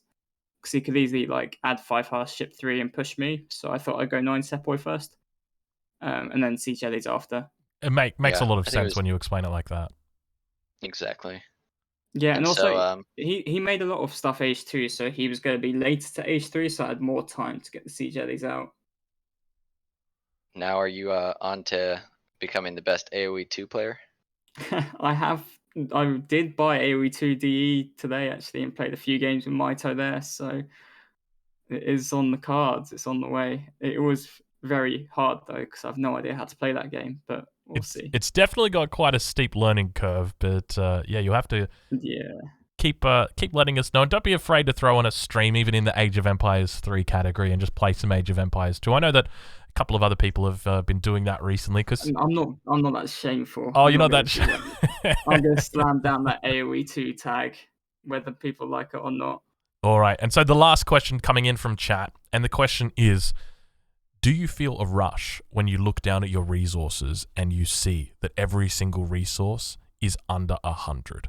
And we're talking like 19 minutes into the game. There's fights going on 5 different fronts, and you've got 99 wood as your villager finishes building. Like, how do you do it? Like, what is wrong with you, man? Like, it's insane.